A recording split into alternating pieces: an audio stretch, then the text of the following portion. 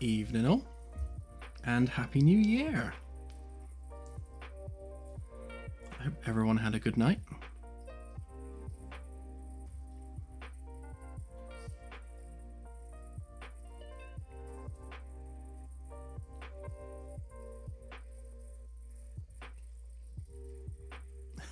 Don't worry, Firstus, at least you won a wife.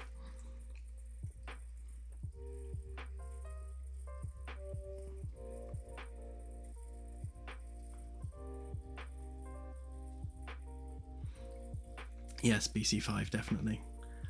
A good old year of development ahead. And we've got lots planned this year, so hopefully we'll make some big steps forward.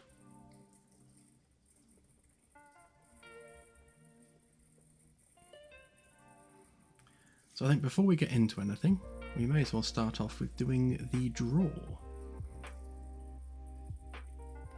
I'll give it a minute or so, just wait for more people to arrive.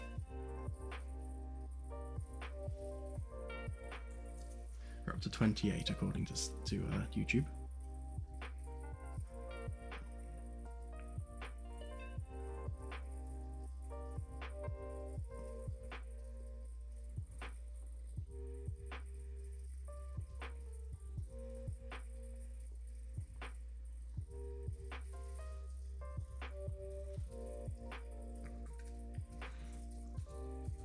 I didn't do much at all, really.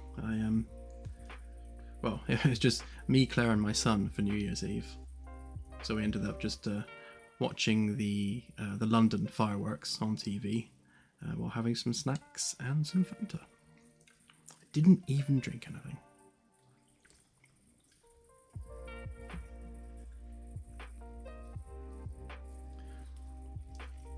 Right, we've got 30 odd now, so let's crack on. So let me just check that the channel has been locked.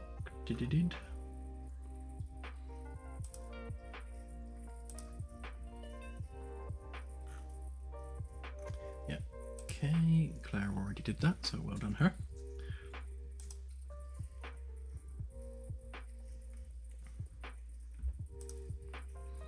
Lost all my windows, hang on. Oh, there we go. Okay then, so once again, thank you ever so much to Firstus for sponsoring the captain draw. We have 3 captain's keys to give away, or captain rank even, and then 3 just development keys. So let us go ahead and draw some numbers. It would help if I actually had random.org up. There we go. It would also help if you could see what I was doing, wouldn't it? So let's get rid of Big Me. There we go.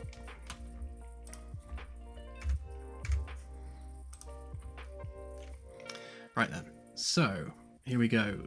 The first captain rank goes to 3056.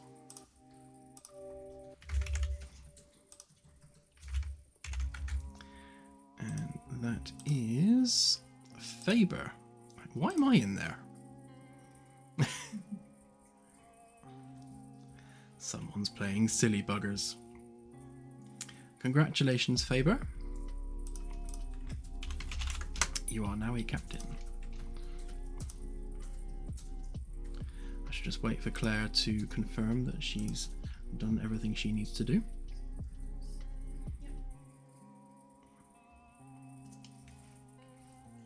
Okay. And the next captain rank goes to 7004. Oops.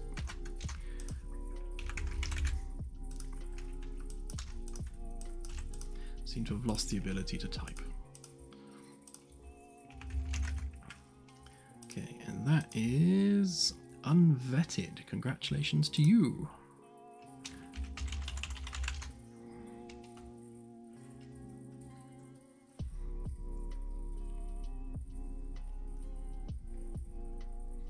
Happy New Year, Triple Helix. Okay, well done, unvetted. And our next captain rank goes to 3955.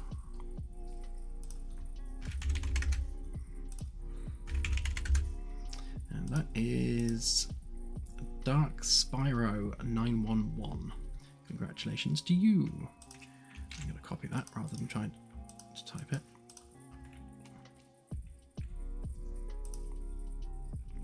So the next draws are just going to be keys.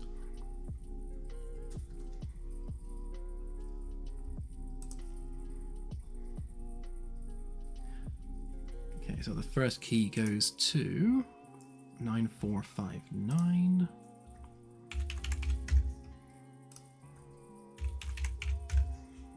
And that is Unitrian Altai. Unitrian Eltai. Eltai. Thank you for trying to make me pronounce that.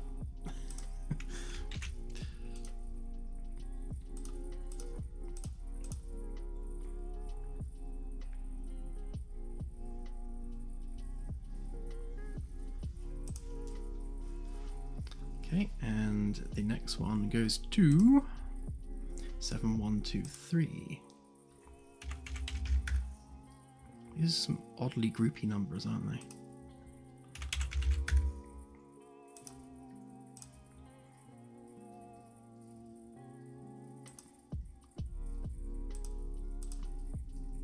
Oh, I was looking at this column thinking, hang on, that's not right.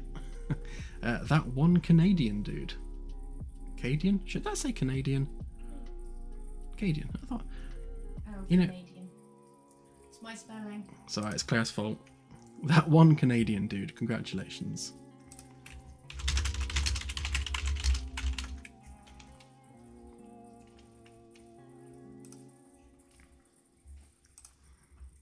Okay, and our final key goes to 8966.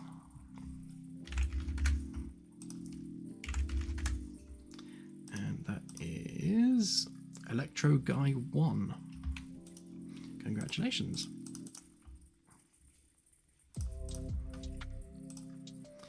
So there we go. Congratulations to the new captains, and thanks again to Firstus for sponsoring that for us, and congratulations to our new key holders.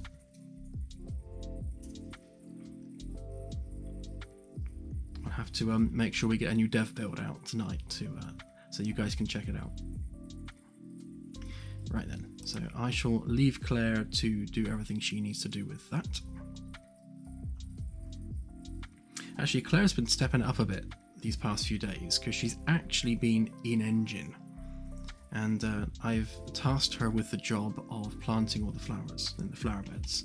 So shall we go and have a quick look at what she's been doing? No. And you all get to rate Claire's flower planting skills. They're great, and anyone says otherwise, you're banned. Yeah, don't criticise the Claire lest you get the ban hammer. What am I looking for? Level. Where's the level? There it is. Ishtar It's experimental class ship. Yeah.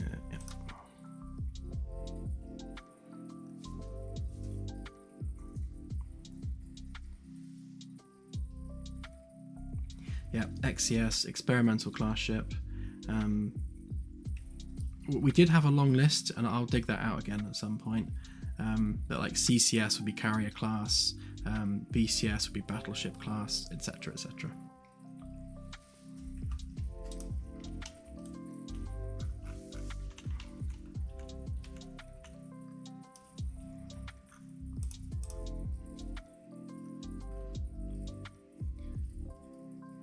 It's weird. Why is it not loading the sub-levels?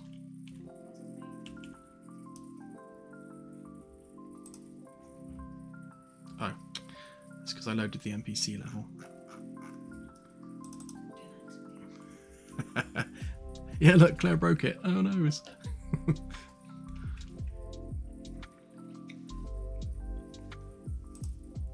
alright, everything's back, we're all good.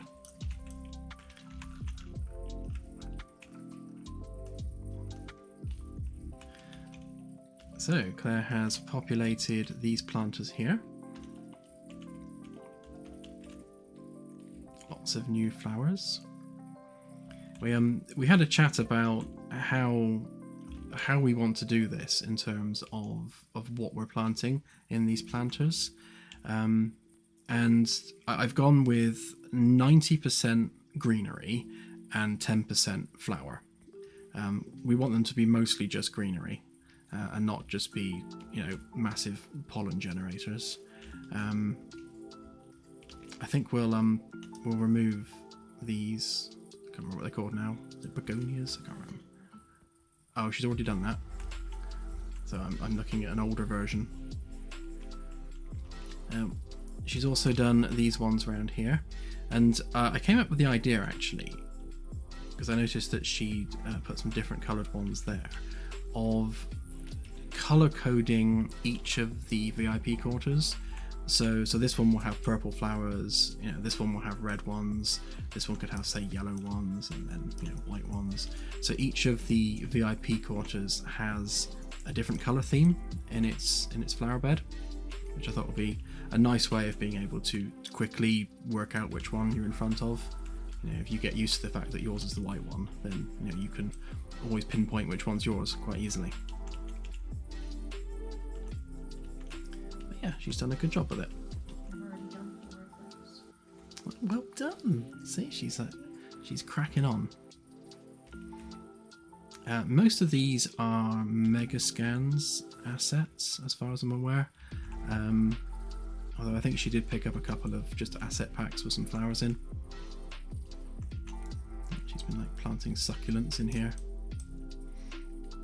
So one thing that really bugs Claire is when an asset clips through geometry. So like she's been through and made sure every single leaf, like not a single leaf is clipping through apart from that one. I found one, look. No. It's clipping, it's clipping. Alright, I'm taking that one out right now. Yeah, so she goes to great lengths to make sure we don't have any clippage going on. Do we have, oh look, she's missed one there as well. I haven't gone over them all yet. Shoddy workmanship.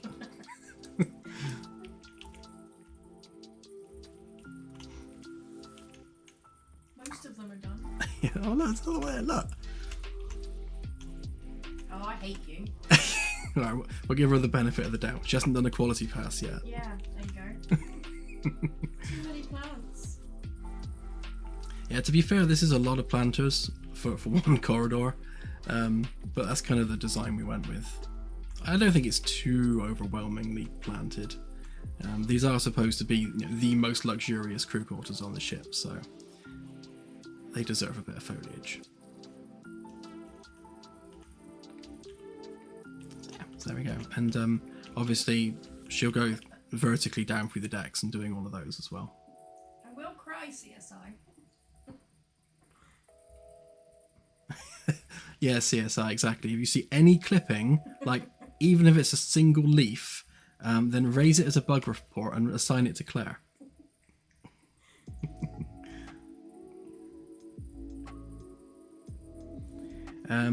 No, the decks are still in the same order.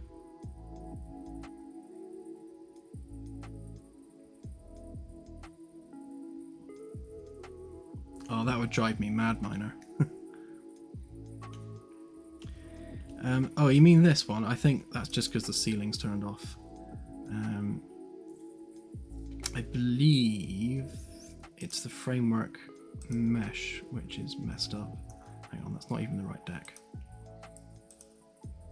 Yeah, this one. So it's this mesh here. Is it that one?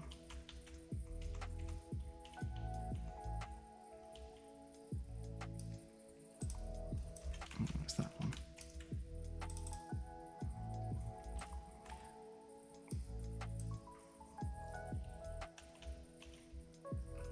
I'm supposed to be doing the partition. You've got to be doing his plants again.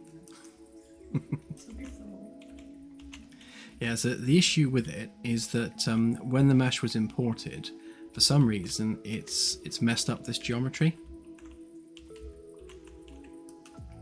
I have tried changing the precisional accuracy on there, but it doesn't seem to want to play ball. So I think it's just a bugged import. So I need to resave that asset from SketchUp and just re-import it again. Does that sometimes, but it's relatively easy to fix, so it's not a biggie. I'll make sure it's fixed before we go live, obviously.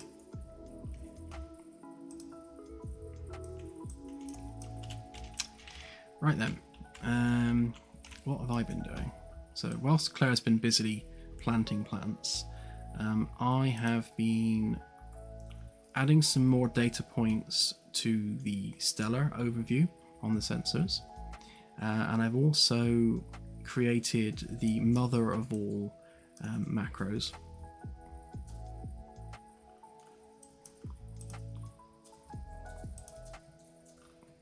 Where are we? Let's get rid of some of these tabs a minute.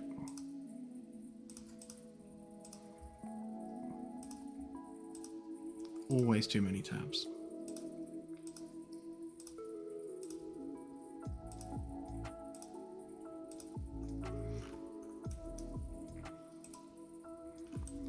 So if you recall from previous streams, I've mentioned the fact that the sensor data that we're displaying is essentially duplicated 3 times. And even though it's duplicated 3 times, the actual widget elements are not. So we use a separate copy of these widget elements per tab. So basically this is a tabbed interface, and as you go through these 4 buttons here, what we're doing is we're using a widget switcher to change those tabs, essentially, which means that this exists in duplicate on all 3 of these sensor modes.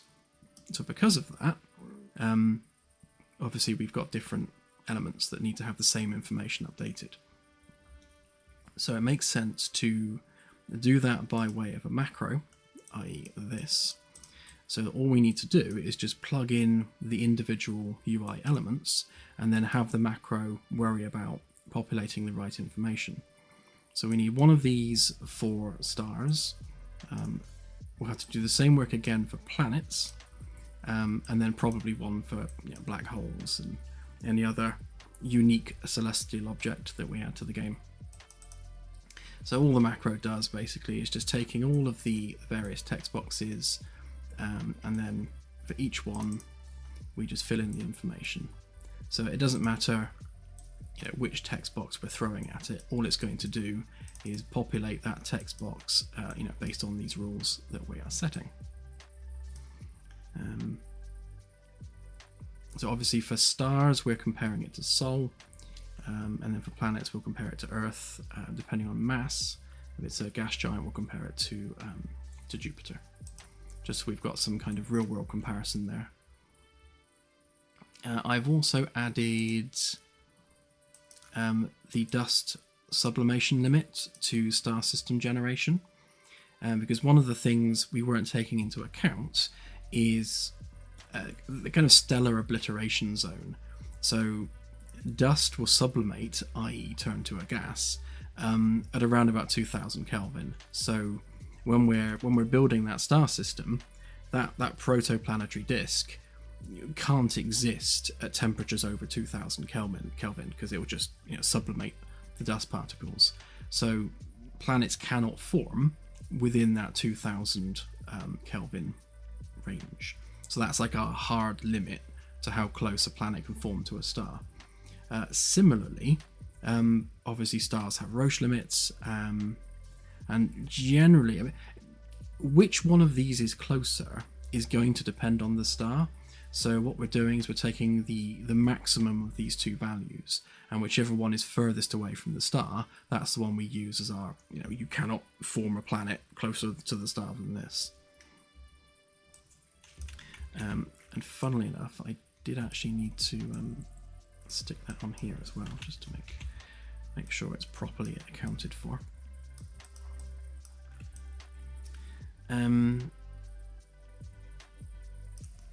Yeah, and the other thing which I fixed is that with the inhabited FTL civilizations, obviously we have to place their planet first because we need to place it within the habitable zone, and then we're working backwards and forwards to place additional planets within that system. When we were working backwards towards the star, we weren't taking the Roche limit or the sublimation limit into account, which means that we were ending up with every single inhabited system had lava worlds, or multiple lava worlds in some cases, because we were just placing planets arbitrarily. That can no longer happen because we are checking this value as our minimum value as we work towards the star. It just fixes some of those weird system generation problems that we were having. And again, because we've got our dust sublimation limit now, it means that you won't get planets forming in weird positions. Related to that, where's our temperature zones? There. So when we're defining the various temperature regions of a star, I have added, or rather I've adjusted the lava planet range. So previously this was 870 odd Kelvin, which I'm not quite sure how I came up with that particular value because that was way too cold. So I've upped that to 1200 Kelvin. Lava generally is 1200 to 1500 Kelvin. So when we're obviously calculating whether a planet should have lava oceans on its surface, those temperatures need to be high enough for that to occur. So what we're doing is lava worlds will now exist between the 1200 to 2000 Kelvin range. Obviously beyond 2000 Kelvin they would have been obliterated anyway. So from 1200 Kelvin we'll essentially have a very small amount of lava, 5 to 10%, and then as we work up to that 2000 Kelvin value, that the amount of lava on the surface will increase more and more and more until just shy of this cutoff point it's just a big ball of lava, and then after that obviously it would be torn apart by the star. So that covers that. I have adjusted the temperature range ever so slightly for the habitable zone. So in terms of the planet's equilibrium temperature, which is basically the bare planet in direct sunlight based on its albedo, it's going from minus 40 degrees C up to plus 50 degrees C, which is kind of the range that humans can live in. So I'm not sure what that is in Fahrenheit, but basically minus 40 degrees C is, you're talking Arctic temperatures. And then if you're looking at like Death Valley in the US, like the highest temperatures ever recorded there are like 50 to 60 degrees C. So it's that range where humans can live on that world with the right clothing and the right shelter. So that's our habitable range that we're using. Obviously, that's just the stellar habitable zone. So the actual surface conditions will change that. So if you had a planet which was close to 320 Kelvin, which is we're talking 40-50 degrees C, with an atmosphere and a greenhouse effect, that's going to take the average temperature way above that. So that would be more like a Venus-like world, not an actual Earth-like. So the planet can fall within that zone, but you won't know whether or not it's actually an Earth-like until you do a proper scan of it, because the chances are, if it's that close to the upper limit, it's probably not going to be an Earth-like anyway. So that is that, all tweaked and hopefully refined a little bit more. What else? Yeah, there were a couple of other little things just based on what text we're generating where specifically. Where is so the job for tonight. Oh, sorry, I think that was Claire's beep. I think I'm on. Sorry, it's me. Yeah, press your mute button. Oh, okay. As soon as I panicked, I did it. Was it a proper panic, It like wasn't. full-on panic? Made me go.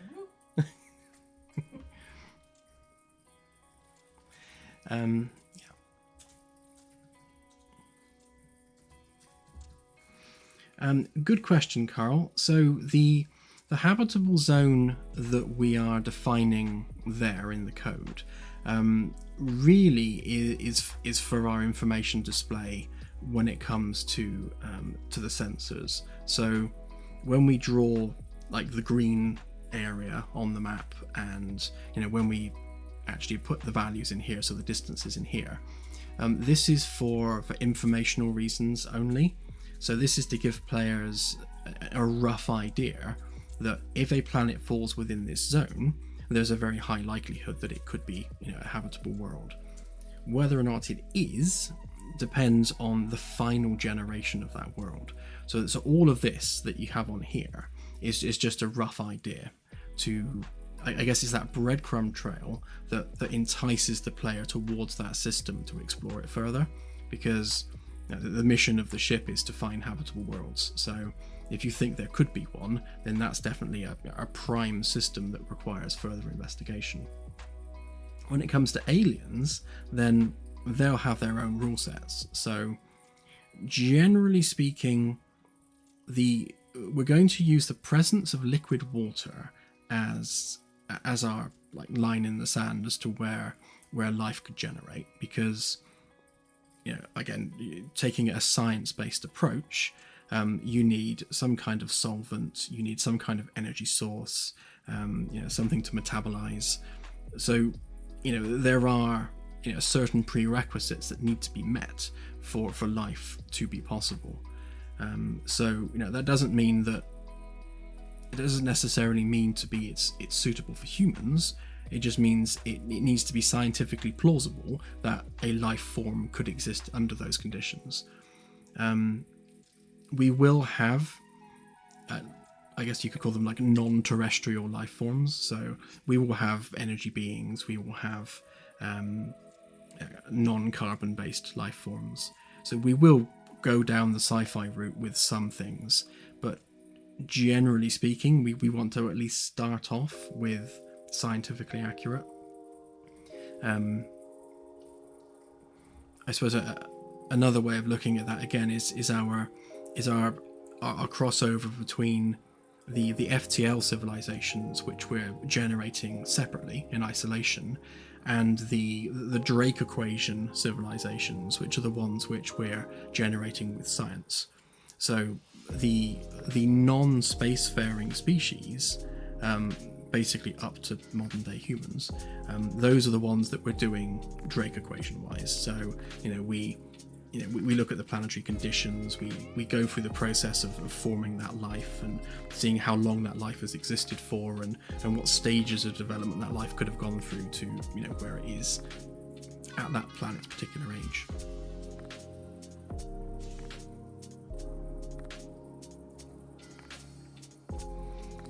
Yeah, so we want it to be scientifically plausible, not necessarily scientifically realistic. So a being of pure energy is not something we've ever encountered, and we don't know in what form a being of energy could exist as. We can postulate some kind of quantum thing going on, but we don't know because we've never encountered such a thing in nature.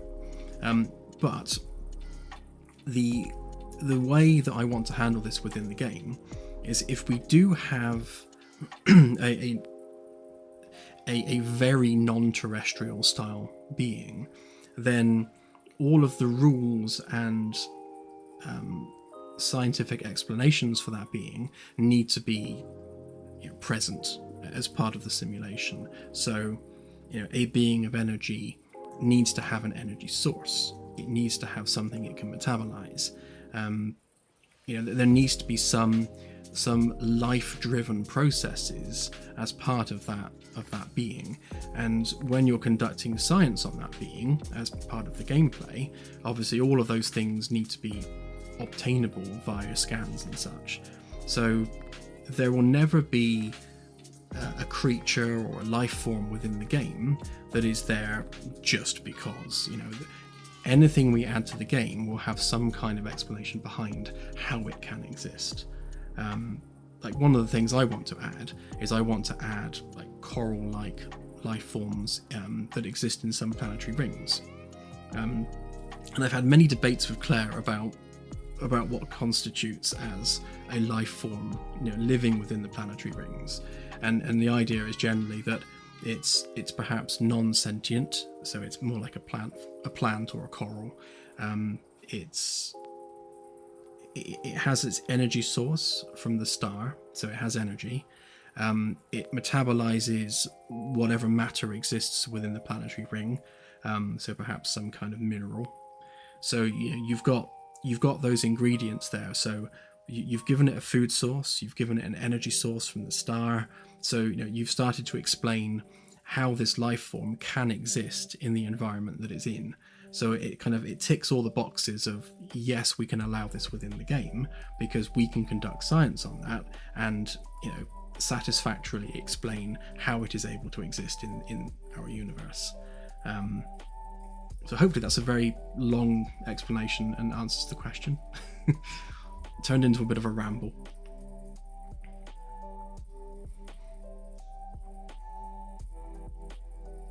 Oh, hey Bert, thank you. And Happy New Year. Good to have you on the stream.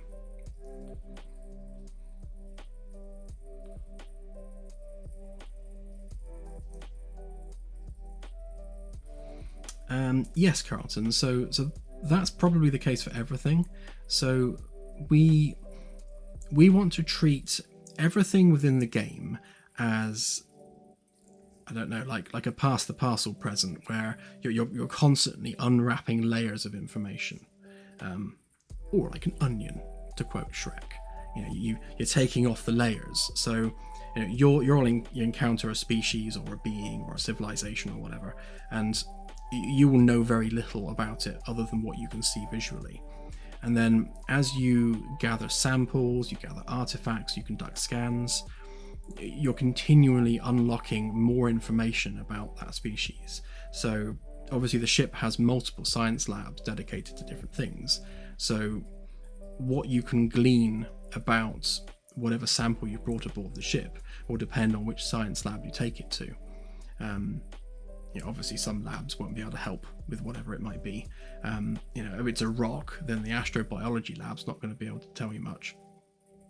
But if you have a creature and you bring it on board, and then you take that creature to the astrobiology lab and you do some scans on it using the equipment in that lab, then you'll start to learn things about about its metabolism, about its internal structure and how it actually lives as a creature.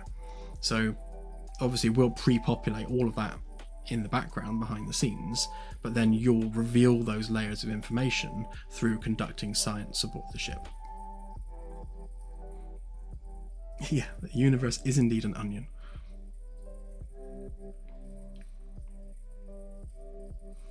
Happy New Year, G. Good to have you on the stream. Yeah, the demo update basically is as soon as possible. So I've got to finish off this, and as I mentioned on the previous stream, because this now exists as a macro, all I need to do for the other sensor modes, so for the medium and short range, is I just need to take a reference to all of these variables, or text variables, plug them all into the macro, and then the information will be immediately updated for the other modes as well. So I'm only having to do that work once on the long range, and then for the medium and the short it's just all copy paste, so that should be quite quick. I need to do this work again for planets, which shouldn't take too long because it's mostly again copy paste.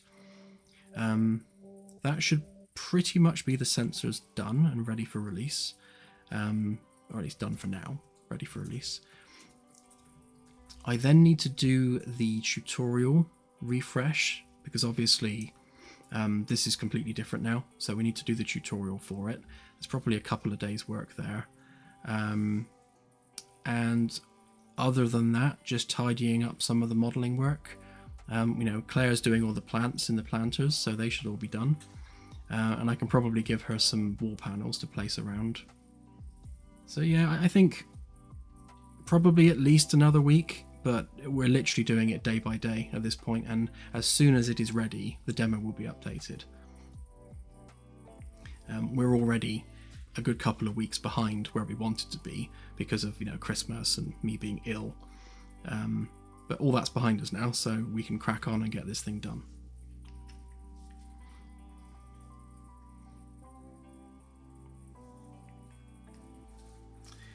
This is the first experimental deep space exploration vessel, Celtic Gundam. The Magellan class is basically humans seeing if it's a viable idea.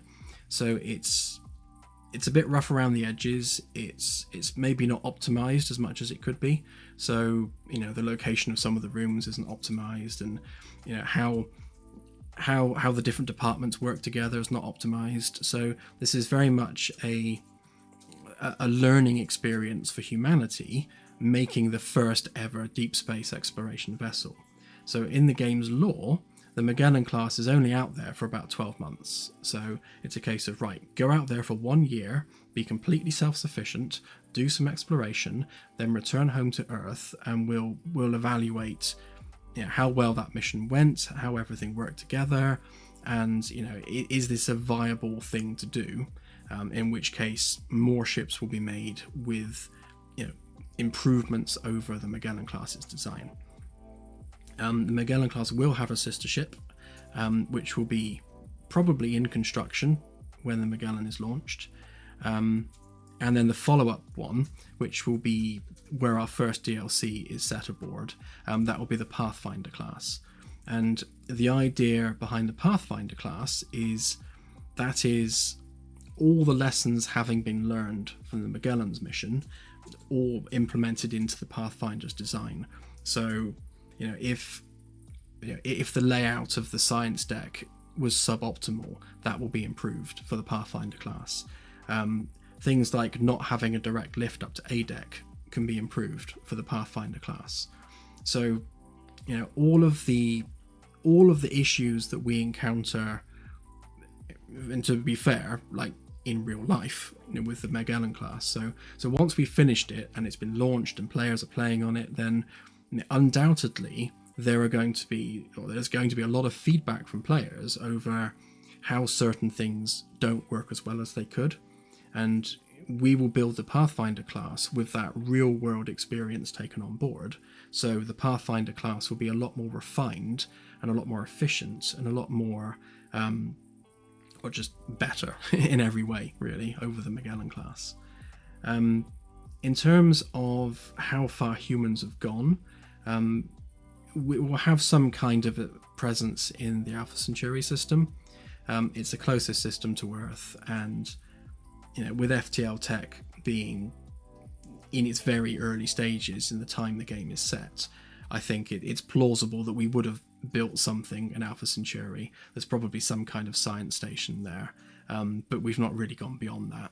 There could be a couple of ships which have gone out really slowly, and perhaps coming across those could be part of the DLC 1 story. Maybe like a generational ship which is stuck between stars somewhere. There's a lot of opportunity for storytelling there. But we wanted to set the game at the very, very beginning of humans exploring beyond Sol, which is why it's set in 2261. So it's only a couple of hundred years from now. We don't want the game to be set in a time when humans are everywhere. So we're only just taking our first steps into the wider galaxy.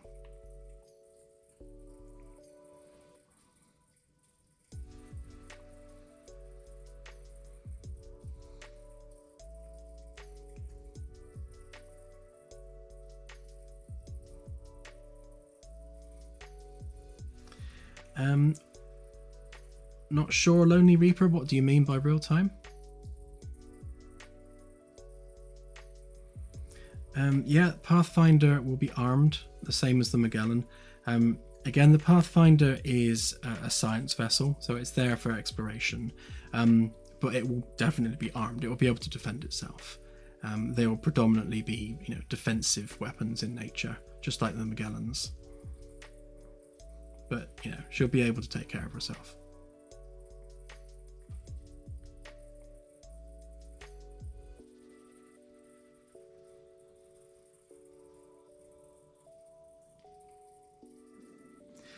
Yes, Carlton, definitely. So one of the upgrade paths we have planned is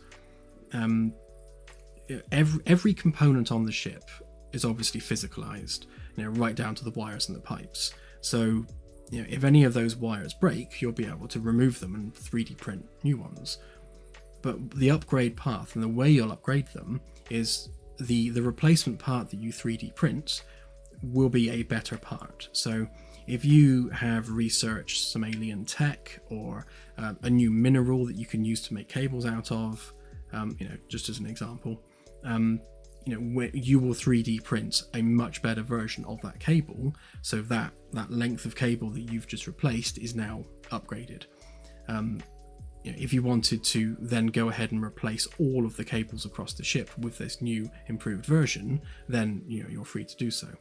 And the same comes for hardware, like engine components, reactor components, the weapons, the sensors. Because it's all physicalized equipment, then you have the ability to remove that equipment and replace it with an upgraded version. But we want that to be one-to-one, sort of real-time activities. So you do have to go through the effort of 3D printing those new parts.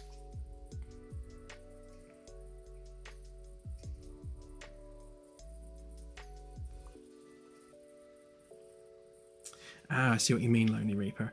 Yeah, so the yes and no. So if I were writing this as a story, then the ship would not be traveling at 300 light years an hour, because you can get from one side of the galaxy to the other in 2 weeks, and that's just way too quick. So yes, the ship is moving a lot quicker than it otherwise should do, but for gameplay reasons, we do need it to move that quickly. I think 1 minute between stars is kind of the sweet spot we were aiming for.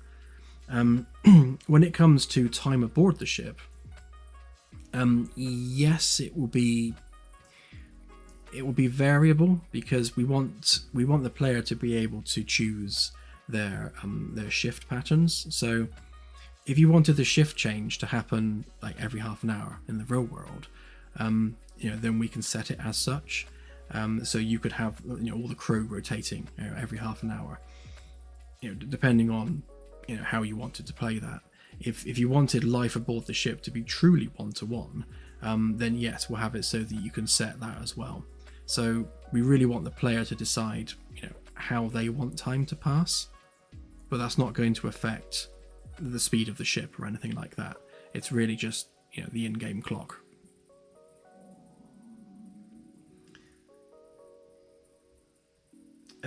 Yes, Charlie. So the ship is fully simulated in every way. So every single ship function will have a real piece of hardware associated with it, in every way. And that piece of hardware will have subcomponents, and then it will have connectivity that needs to be taken care of. So at the very least, you'll have some kind of an energy source, some kind of data cable, maybe a commodities cable for like some kind of liquid. So yeah, there'll be a lot of infrastructure for everything aboard the ship, which was really our design goal from the outset, to make it a fully simulated vessel. But if that sounds daunting, that only needs to really matter if you're playing as an engineer. If you're not playing as an engineer, then you can just forget any of that exists. The NPC engineers will just take care of all of that for you.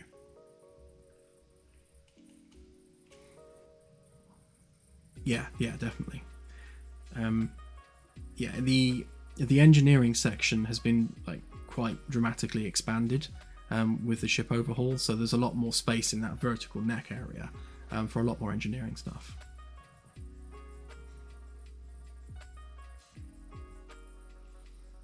In terms of cable granularity, obviously there is a limit as to how small we'll go.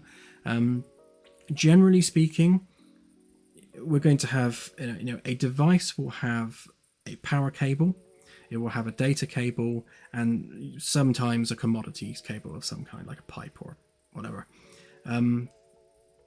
Within the device itself, we probably won't go down to like individual cables. I suppose the lights are a good example. So there is a lighting ring on each corridor, and all of the lights connect into that ring, but the cable that goes from the ring to the physical light isn't a separate object, it's part of the light itself. So the light and its power lead are all one object and will be repaired as such. The ring, the main electrical ring that feeds all of the lights, is going to be the thing that you can repair and replace. So I guess that's where it stops. Because if we were to give each individual light a separately modelled power cable, like a kettle lead, for example, then that just kind of exponentially increases the amount of objects that have to be coded and have to be running an electrical simulation aboard the ship. We might go that far in the future, depending on performance and depending on just how well the whole Magellan, when it's fully finished, performs.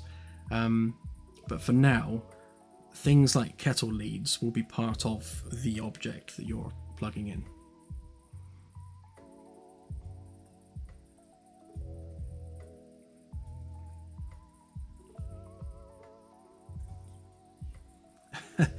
Yes, Canadian dude, you did indeed win. Well done. Even if Claire spelt your name wrong. That's a lot of names. It was a lot of names, to be fair.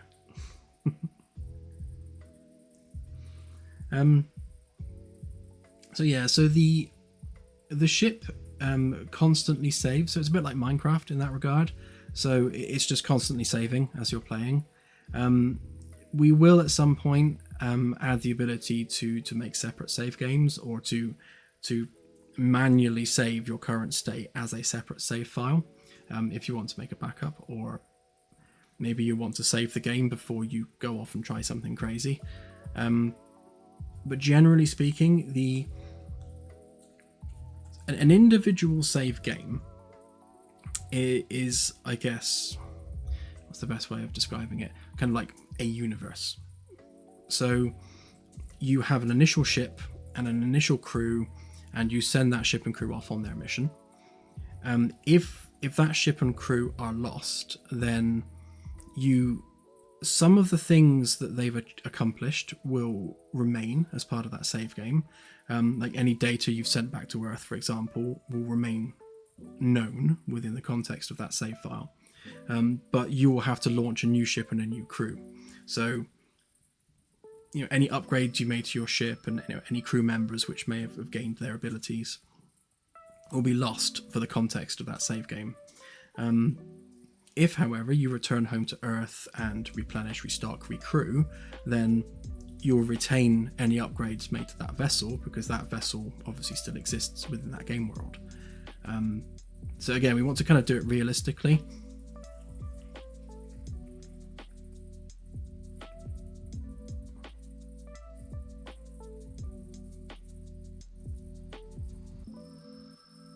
The lights are all LEDs, because they're pretty much at the limit of efficiency. Even today, in what is now 2025, LED lighting is like crazy efficient. It's difficult to convert electricity to light any more efficiently than how LEDs do it.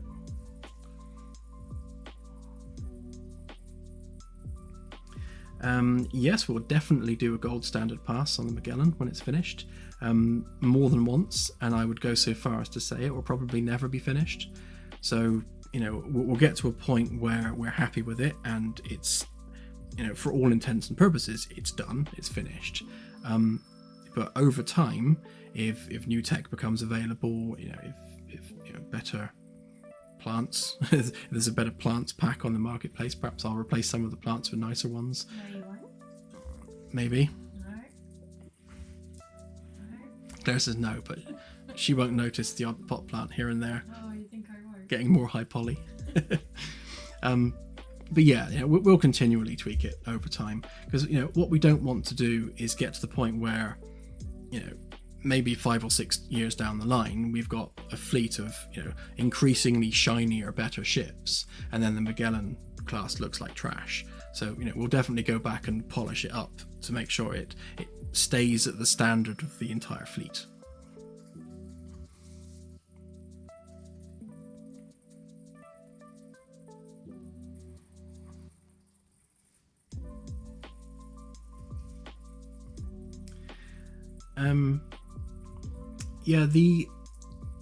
So we're definitely planning on including the Magellanic Clouds. So the satellite galaxies that are immediately orbiting the Milky Way. Yes, we are going to include them, and yes, we do want to use them for sort of end game content. So if there is I don't want to give too much away story-wise for what we've got planned, but if there's a particularly big bad or a particularly relevant advanced alien species, it would be good to hide them away somewhere in the satellite galaxies, so that getting to them is a bit of a mission, because obviously you're going to have to fly through the Milky Way's halo, where there's very little stars and very little else going on, to reach these far off distant places. So they're great places to put some endgame content. We have enough seed space to include Andromeda if we wanted to, and it's entirely possible at some point we could include Andromeda, but there is very little point in doing so, because again, let's use Elite Dangerous as an example. So Elite Dangerous has been out for 10 years now, and it's had however many thousands of players playing it, and despite all those players over a decade exploring the galaxy, they've still explored less than 1% of the stars that exist within that galaxy. So our galaxy is actually bigger than Elite's galaxy, because we've also got the whole galactic halo region, and the satellite galaxies. So there's even more stuff to explore, and let's be honest, we're not going to have as many players as Elite, so even less of our galaxy is going to be explored. So including something like Andromeda, an entirely new galaxy, is kind of pointless when so much of the Milky Way will go unexplored anyway.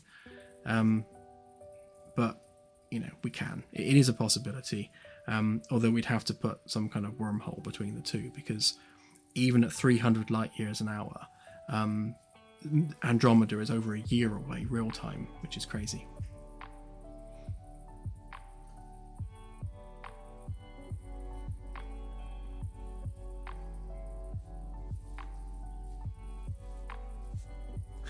Yeah, true, Charlie. I mean, never say never, but yeah, I think if we ever had more players than Elite, then I would be very, very surprised. We're a little bit more niche than Elite.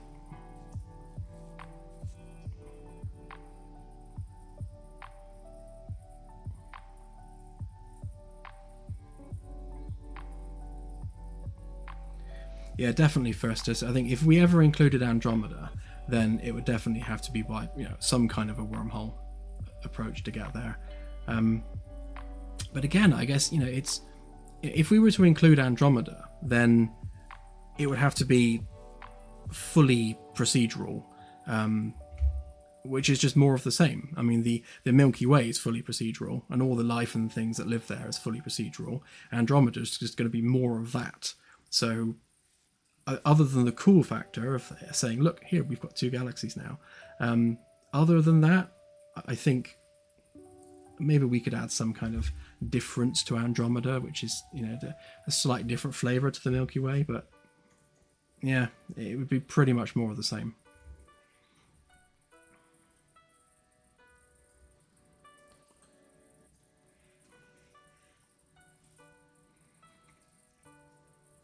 Yes, so Andromeda would physically be there. Our seed space is such, thanks to Tristan, one of our mods who wrote the code for it. We have a vector-based random stream with an absolutely ridiculous number.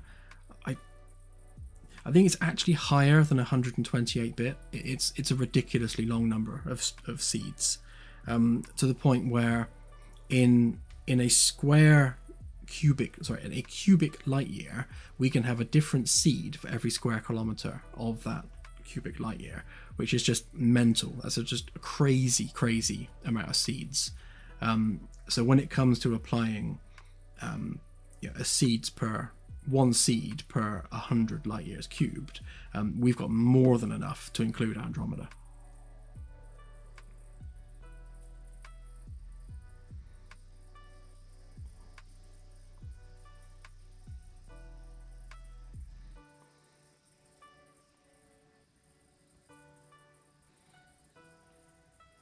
Yes, I think when it comes to Elite, and I played Elite for years, and I guess my first proper game was Elite back in the 80s on the Commodore 64. So I'm a huge fan of Elite. I love it. I love everything David Braben's done with it,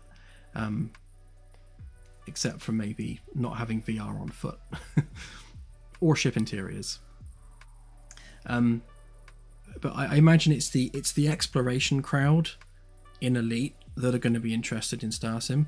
And obviously, I know a lot of Elite players are there for the PvP, for the trading, and we're not doing PvP or trading, so it's not that type of game.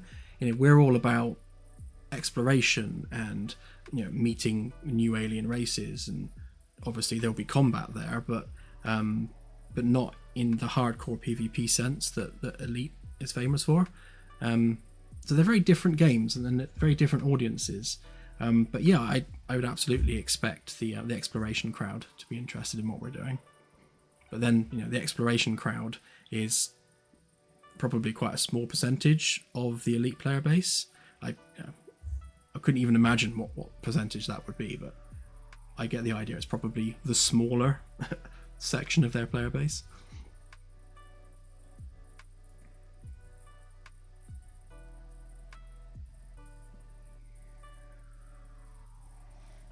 But yeah, we'll see.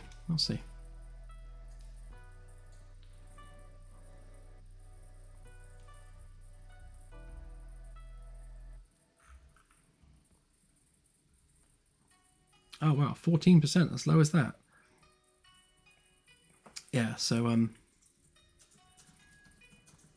if you look at it that way, so let's say 10 to 15% of the elite player base plus Star Trek fans who want something like this.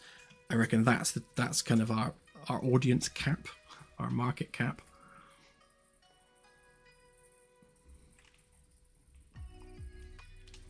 But again, we'll see. We'll see. It might surprise us.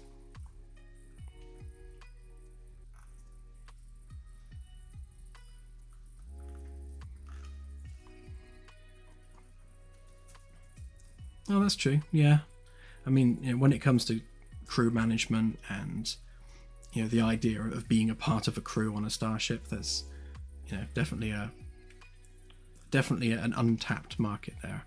And to be honest, I think that's probably our niche, isn't it? Where we are different from all the other space sims out there is none of the other space sims really focus on being a part of a crew aboard what is essentially a mobile base of operations, going out there and just exploring the galaxy to see what's out there. You know, when everything is, you know, fully simulated, and you could do cooking, or, you know, you can do biology, or, you know, that's our niche. That's what we do different to everyone else. So, you know, I'm sure there's plenty of people that are, you know, wanting that, not least myself.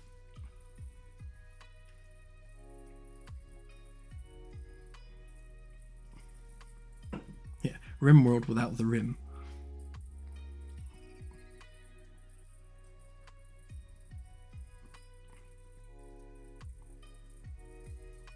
Yeah, that's true, Numenos. Yeah, I loved FTL. That was a lot of fun.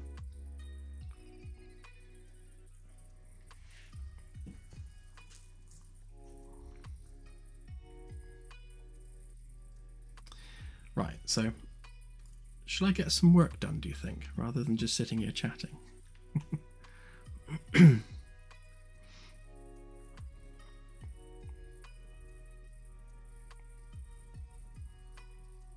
Yeah, exactly.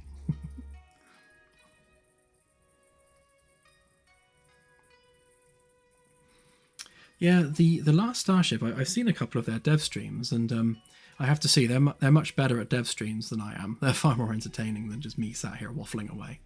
But yeah, no, they seem to be doing good things.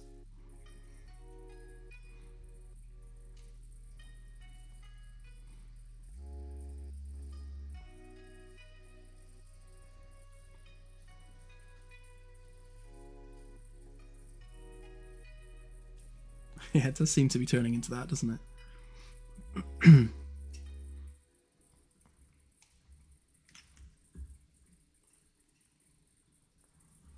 Well, I'm glad, Delta, and we enjoy having you along as well.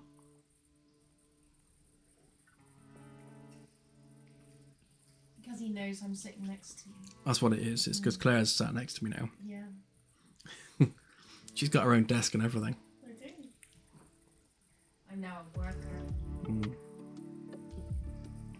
It's almost like having a proper studio. You know, multiple people working in engine at the same time, sat next to each other. I mean, that's a studio, isn't it? Yeah. Not drinking coffee and eating biscuits at all. No. Well, you would eat biscuits and drink coffee in a studio, I assure you.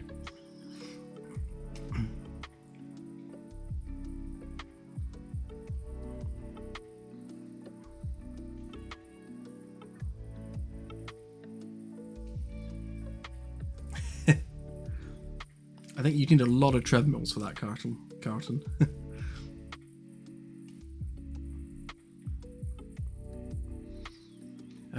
I don't know, CSI. It's an interesting one because our experience with Intel cards has been an absolute pain because of their partial support for DirectX 12, or at least shader model 6.5, I think.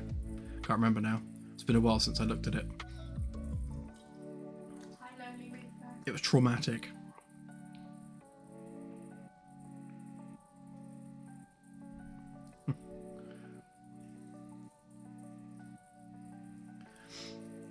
Yeah, I think it's going to be a while before we get Claire on camera.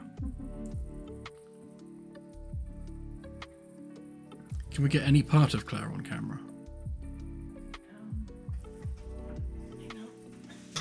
it does mean her getting up, of course. I'll cocoon myself. Oh, I don't know where I am. You're here. Claire confirmed.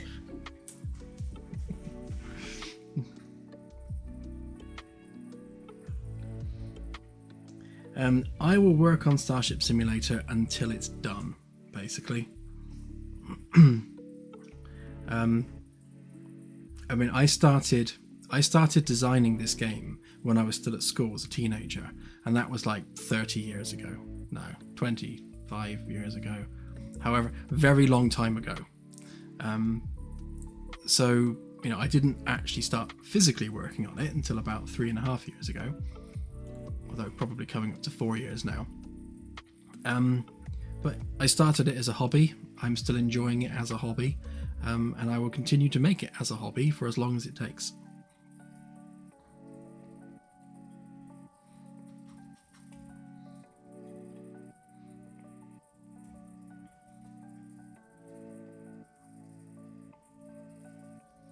Ah, thank you, Dave. Yes, 4 years.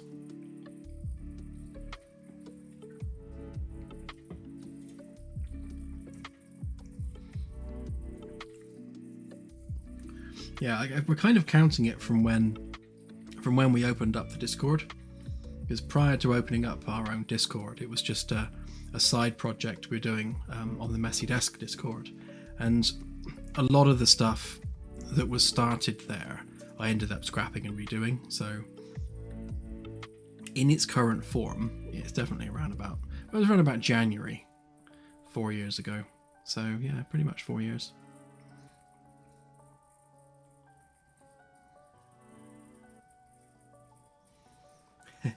Claire's much more attractive than me, I'm afraid.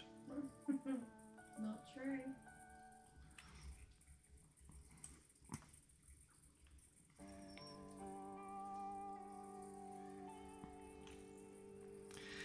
As soon as possible, Infernal. As I said earlier, I don't know if you were around then. The things I'm working on now, as soon as they are done and the tutorial's updated, and a few modelling bits are done throughout the ship, it can go live to the public. But I'm not going to leave it there. So what I'm going to do, because we really need to get this thing out, is we're going to get to the point where it is good enough to go out on the public demo, and then I'm probably going to do a few more updates, like maybe once a week, until I'm truly happy with it, and then we'll move on to the 226 patch cycle. Although before we move on to 226, I want to put out a VR version. So the VR version is essentially just going to be what we have in 225 with VR slapped on top. So I'm not going to add any new features. I'm just going to literally just add VR to what's there. And also we're going to do some hardcore recruiting as well. So we really want to get that team expanded so that we can meet our Christmas 2025 deadline. Once those things are ticked off, then yes, we're on to 226 at that point. Hi, Jim. Hey Jim, Happy New Year.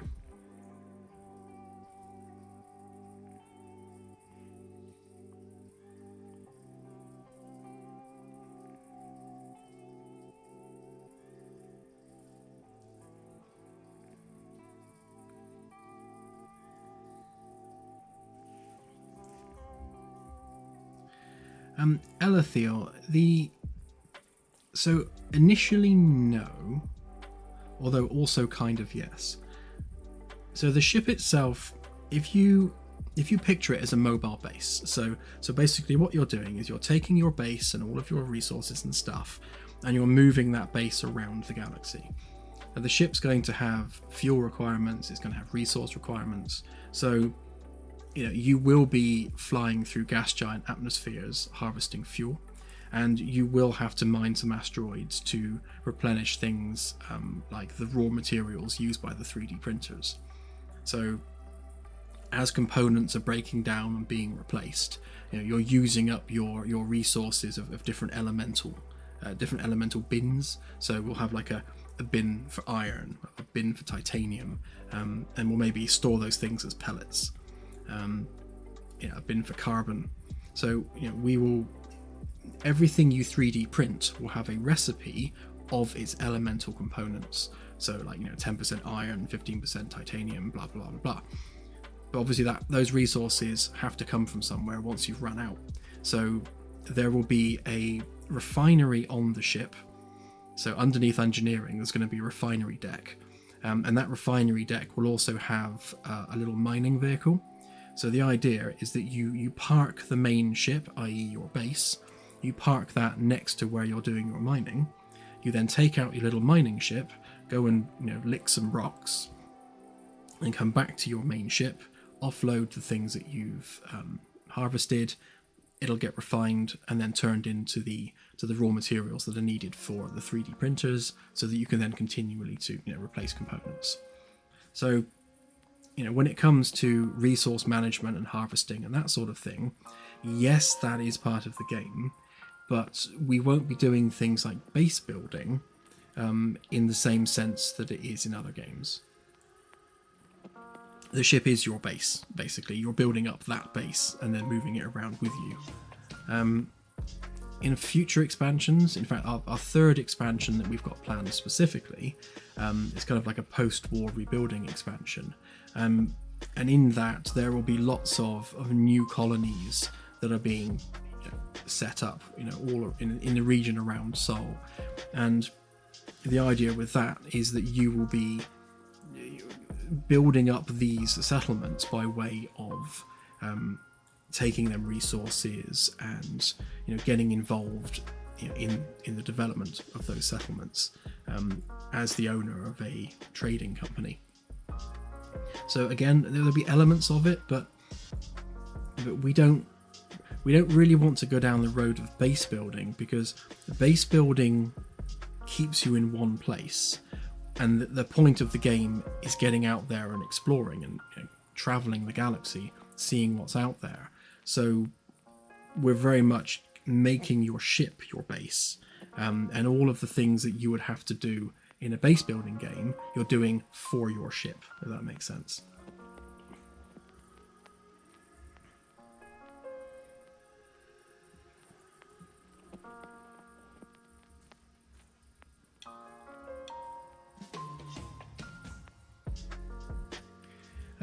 Voice attack already works, Carlton.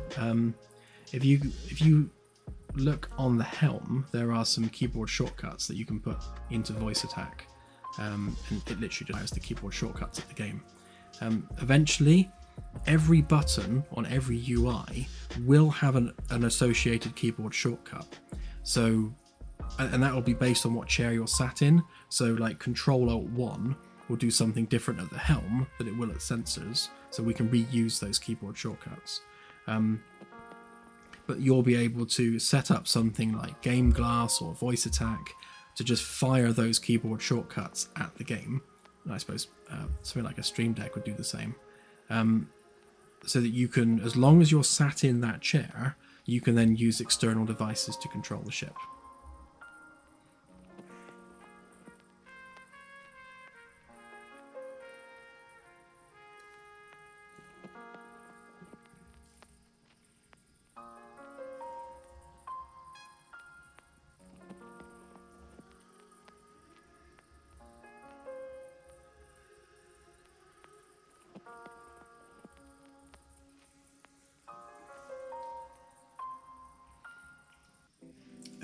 Yes, Infernal Dragon. So, yeah, the incoming damage is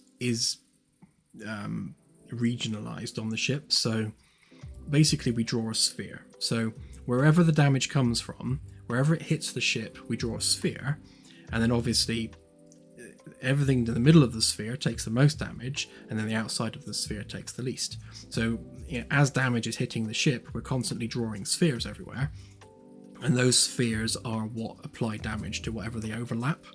So if you've got a piece of hardware, let's say a shield generator or a cable supplying that shield generator, if that is within that sphere when the damage occurs, then it will receive damage.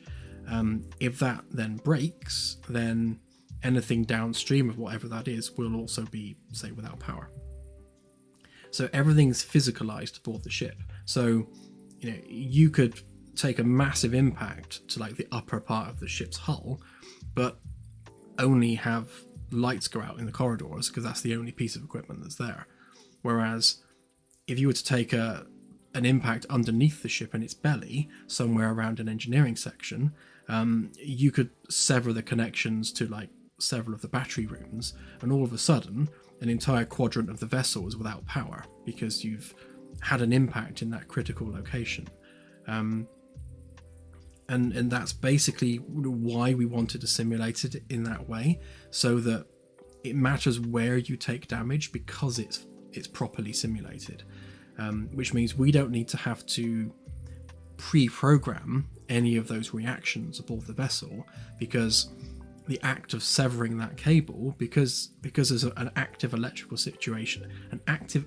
simulation running, if that cable breaks, then the electricity can no longer pass that point. Therefore, everything downstream of that fails to work. And that's all running in real time. We don't have to pre-program that. So all we need to do is we just need to tell the ship where the damage is happening, and the simulation takes care of the rest.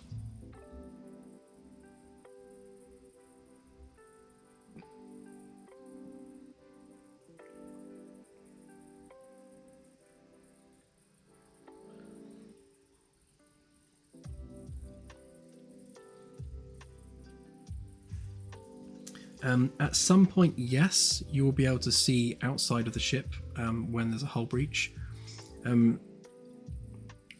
We're going to do this in stages. So initially, once we start modeling atmosphere aboard the ship, which is basically a series of cubes running down the corridors, once that happens, we will have visual damage in the sense that you'll see some kind of damage where the hull breach is. What we can't do yet is rip massive holes in the vessel, because we have to think about how the NPCs are dealing with all of this, and it's the NPCs really that are the problem.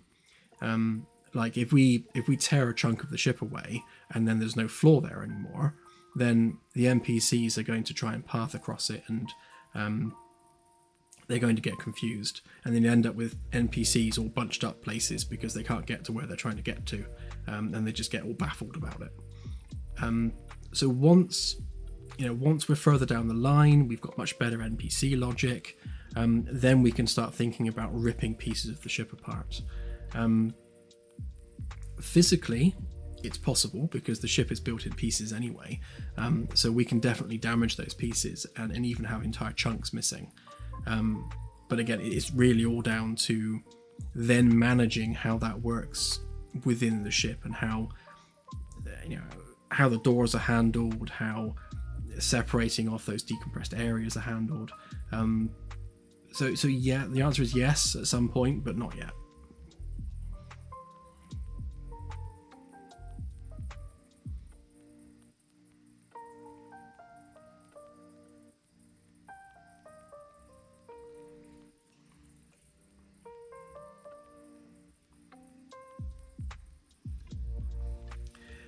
Yes, AJ, that enemy ships will work the same way. They will be not as intricate as your main ship. So for every NPC ship we generate, and a lot of them will be procedural, we'll have procedurally placed components within that vessel. So on one ship it might put the shield generator at the front, on another ship it could be at the back somewhere. So the way we're handling that is there will be energy signatures aboard that vessel, and you won't know what those energy signatures are, but through scans and research of maybe that particular species, you'll start to be able to recognize that particular energy signature is what they use for a shield generator, so you can just immediately go at it. But that's very much going to be a part of the tactical gameplay, looking at those energy signatures and deciding which one's the one you should be shooting at.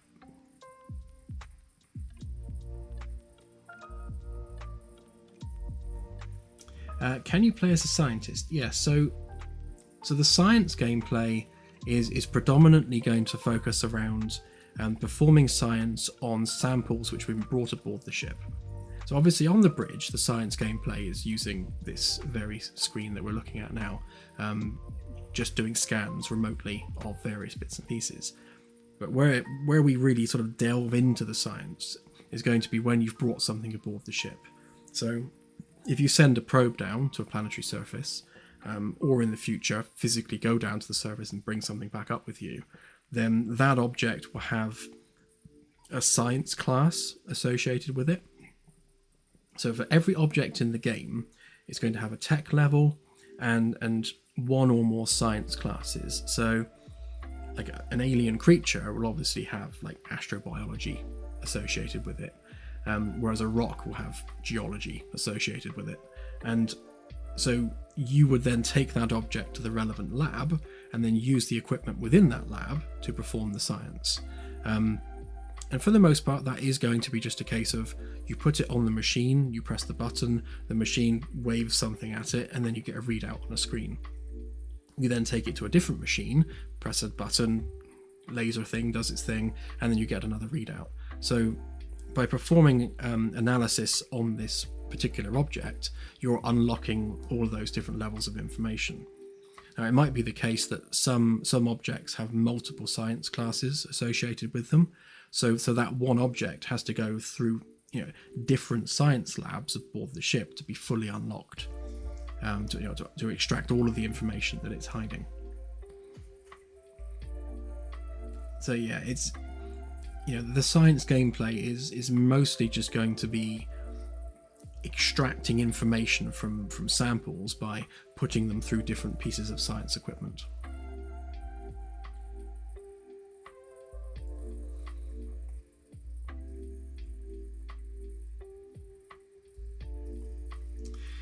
When it comes to boarding, we'll have to see how we handle that with the procedural vessels.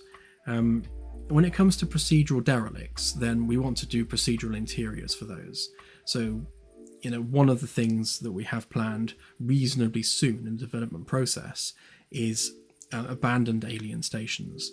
And I like how in the Diablo games, the dungeons are procedurally generated, so you can replay the same dungeon over and over and over, and it's always different because it's always procedurally made. It might have the same tile set, but it's a different experience. So we want to do something similar for alien derelicts. So every alien derelict you come across will be completely different. It will have a different layout. It will have mixed up tile sets, and it allows us to have essentially an infinite variation of alien derelicts that you can explore. And we'll do something similar for the procedural ship interiors. So the exterior of an alien vessel will have a seed associated with it, and we will then use that same seed to generate the interior.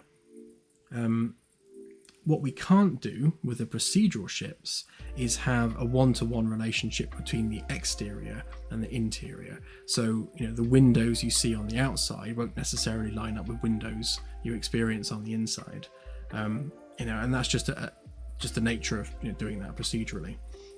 When it comes to the handcrafted alien species, so the hero races, as it were, they will have handmade ships with proper handcrafted interiors where the inside and the outside are one-to-one, just like all the human ships will be.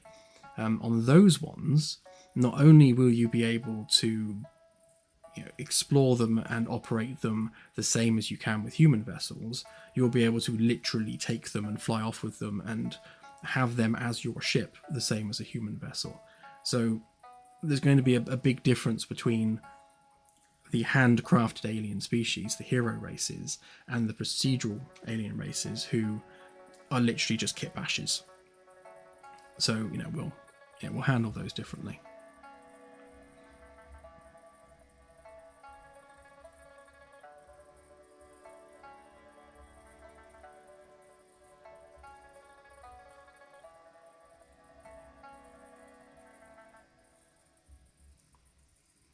Yes, Vestus, thank you. Yeah, that will be fixed before we go live on the demo.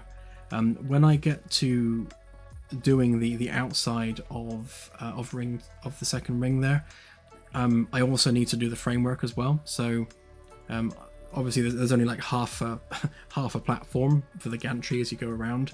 So the second side of it also needs building, and also the framework that goes around that too. I will probably also rough in just the plain walls for the cargo holds as well, because they're kind of connected to that.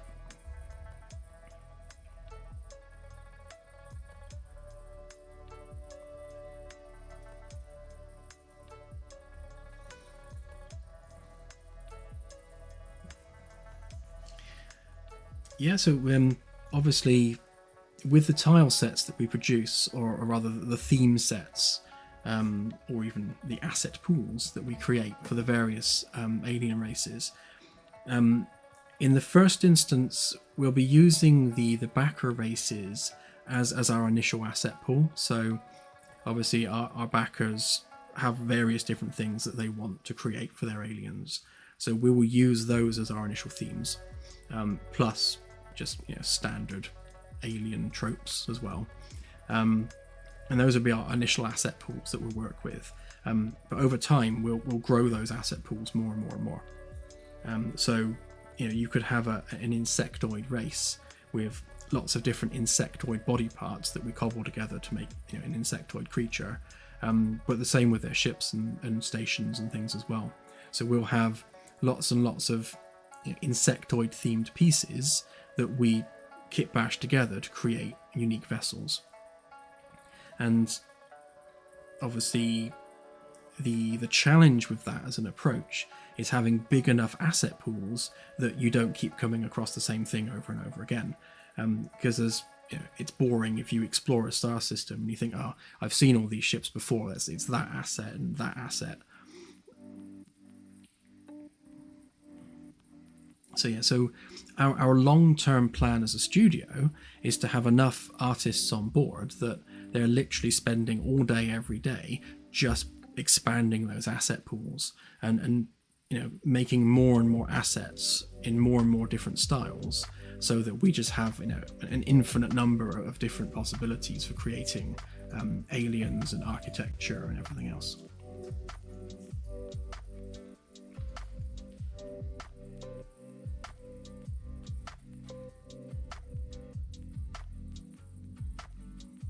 Yeah, alien cat girls, we've already got, I think, 4 or 5 different backers that want cat species, so yeah, they'll be in the game tastefully.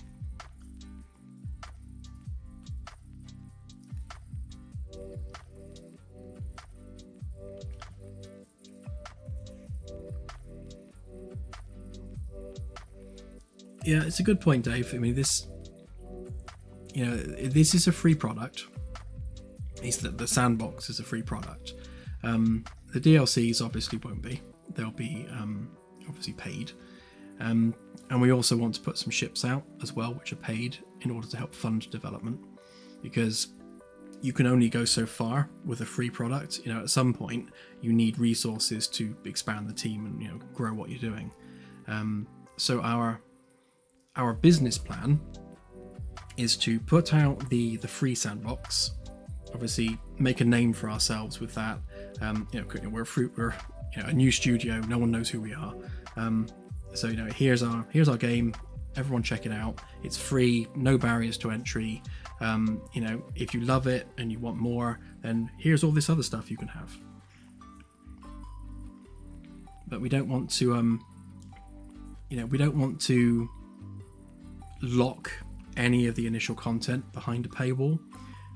So things like new ships are they're not just going to be reskins of things that we're putting a price tag on. They will be properly new ships, fully built from the ground up, with a point within the game, which is part of our whole no microtransactions philosophy.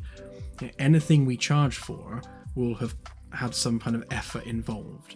So we'll never charge for skins, we'll never charge for silly little cosmetic items. If it took less than a day to produce, then we won't charge for it. If it's something which has taken weeks to months to create, then yeah, of course we'll charge for that, because a lot of effort went into creating it.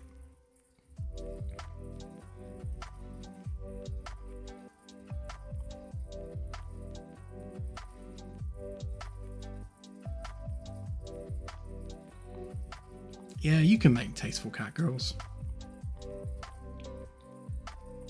Just, give them clothing for a start.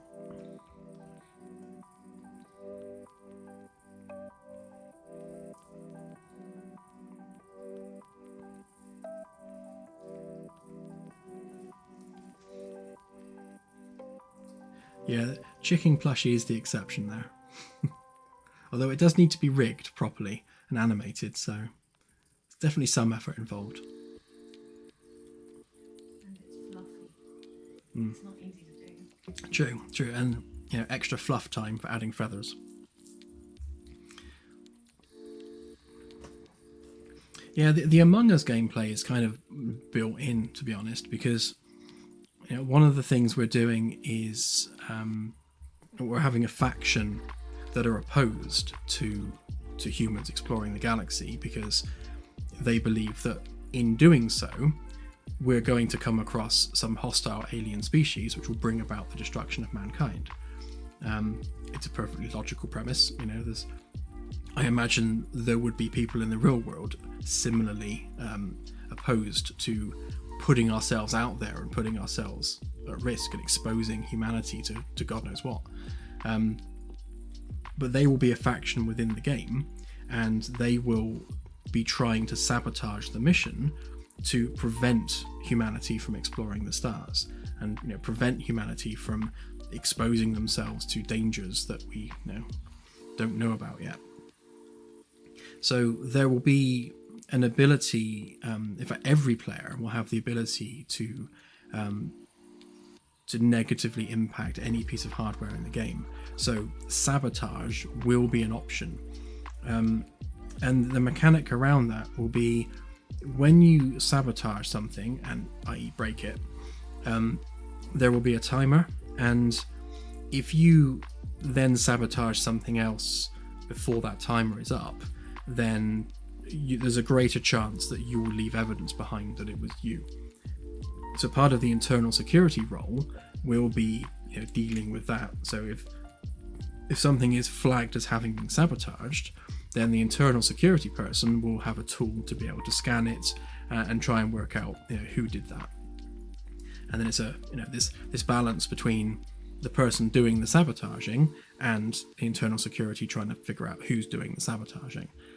So in terms of Among Us style gameplay, that's basically what we've got for that.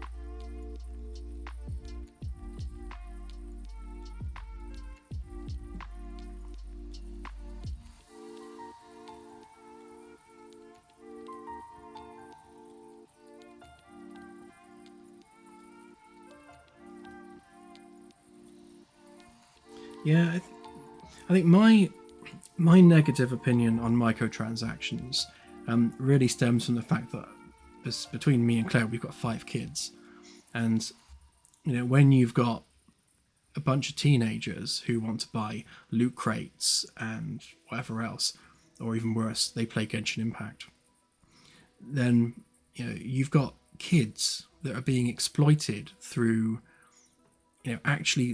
psychology-based techniques to extract as much money out of them as possible, which as a parent I hate. I hate the fact that kids are being exploited, and their pocket money and their hard-earned money is being taken away from them through these psychological practices that are designed specifically to extract as much money as possible out of kids. And all these different gambling things that they implement in these games. I think that's awful. So, as a studio, we're definitely not doing that, because we are morally opposed to it.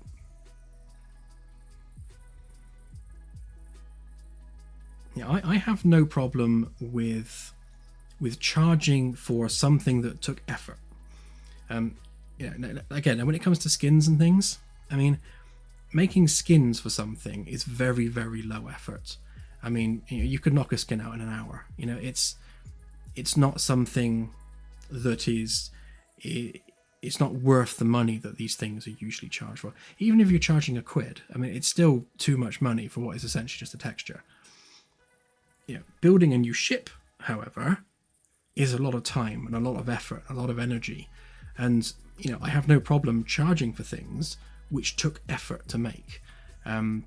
Which is why we've said all along that things like, ship customization, skins, textures, all that sort of stuff will just be part of the game. We already have, a lot of customization options within the game, and none of them are charged for that very reason, because they're quick and they're easy, and we shouldn't have to charge for them.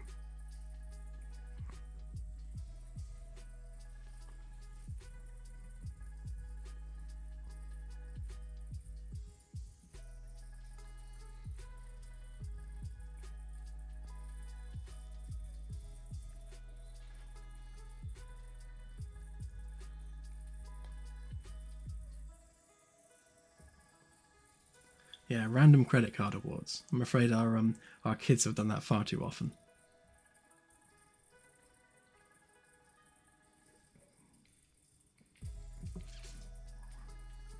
Honestly, if you want to see just how bad it is, look up. I think they call them like gacha techniques in these games, like Genshin, and how they obviously you can spend money to buy a resource like money or some token or other within the game, and they price things slightly above or slightly below the cost of buying the token. So if you buy, say, 100 coins within the game, and then the thing you want to buy is, say, like 101, so like you're always just short of the thing you want to buy, so now you have to buy twice to afford the thing you wanted. But that's a very poor example, but basically that's how they do it. They use these mathy techniques to extract the maximum amount of money out of people by cleverly pricing things and by cleverly gaming the amount of coinage you get per pound spent. It's they're horrible practices, and personally I believe they should be illegal, but obviously they're not. Although I think Diablo Immortal was banned in Belgium for that very reason, if not other countries. So no to that stuff. No.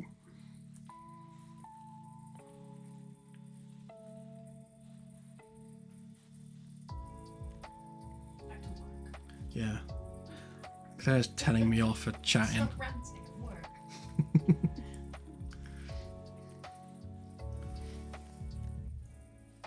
work. Yes, Nightowl, we will definitely have merch. In fact, there's some merch up there. We've got cups and mugs and mouse mats and pens and all the usual stuff. We just don't have a store to put them on yet.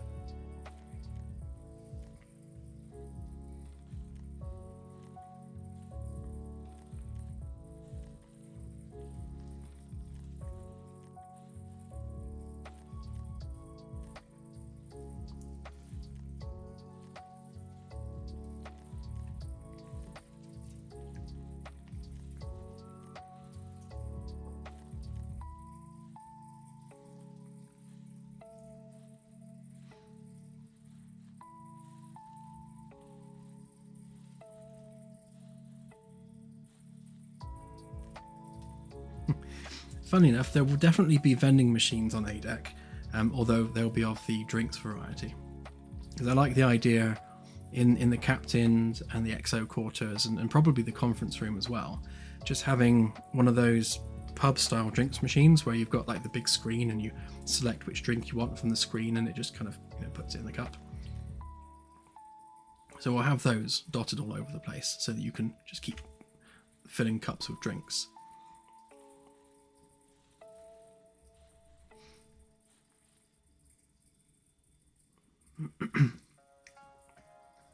It's a good question, actually, Minor. I guess we can't really do that until the tech manual is finished. So once we have the tech manual done and dusted in PDF form, then we'll send out the physical copies to the legacy backers that actually have the goodie bags. Claire has a list of who those people were. Obviously, with Kickstarter onward, we stopped offering physical rewards and physical goodie bags, just because of the logistics involved. But the admirals that backed prior to Kickstarter do have physical goodie bags still owed to them.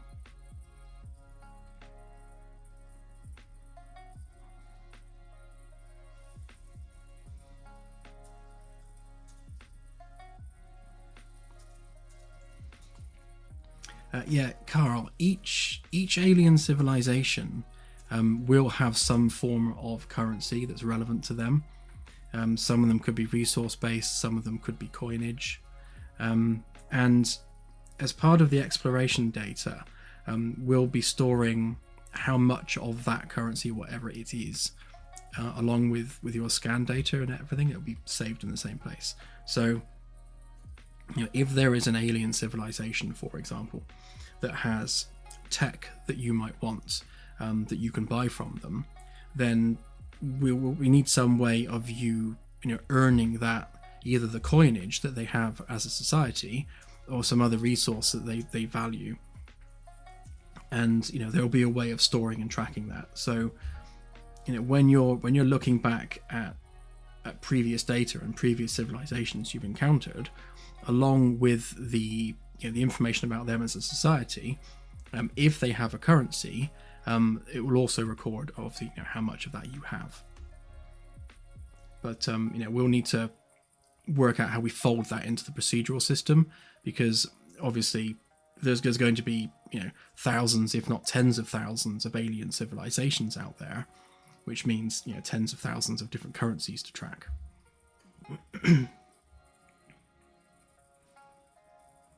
Yes, Carlton, chef is one of the planned roles, and it will very much be a cooking simulator. So quite simply, there will be organic 3D printers, and the organic 3D printers are only really capable of printing out facsimiles of raw resources.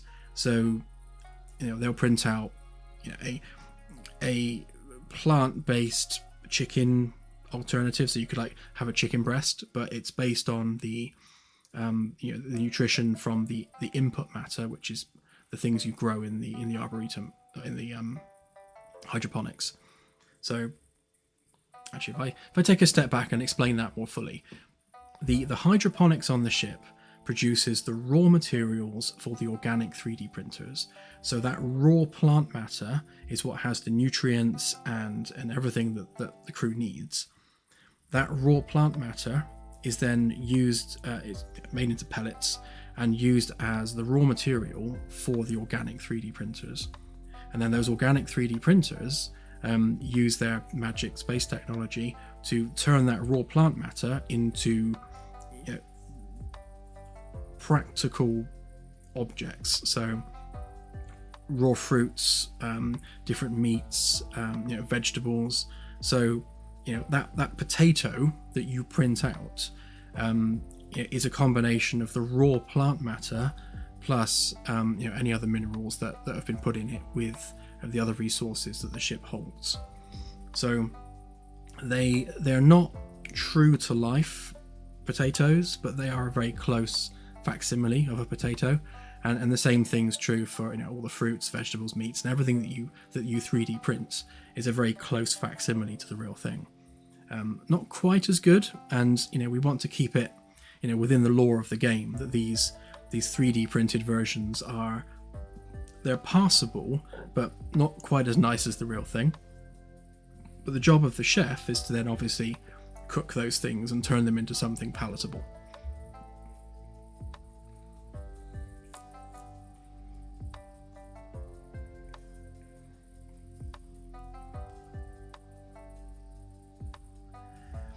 Yes, you will be able to get drunk in the game. think that's what put our rating up to 16 in most countries, because we do have alcohol represented in the game. We do have a bar, and eventually you will be able to drink the drinks. And yes, there will be drunk effects, so like fuzzy screen, everything blurred, characters stumbling around. Pretty much the same as it was handled in World of Warcraft, that sort of thing.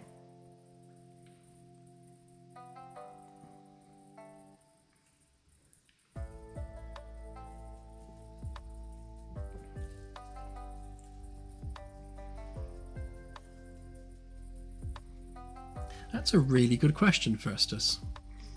Yeah, like can we program the organic 3D printers with new alien matter that we've discovered on our journey?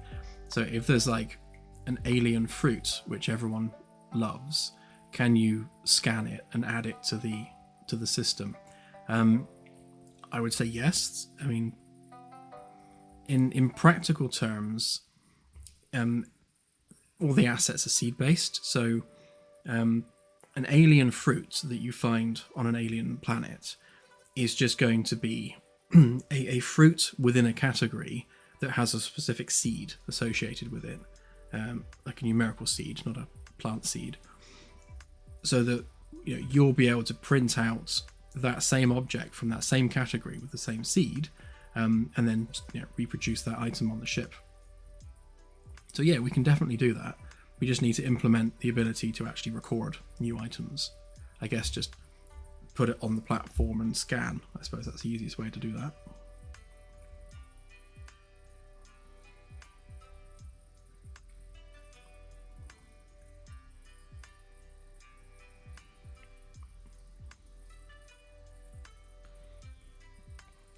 Probably in the single player campaign pool, yeah.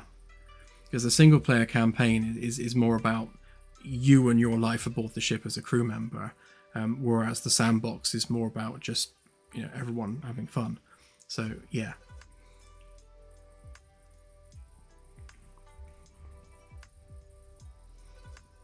Hey Don, welcome to the stream and Happy New Year.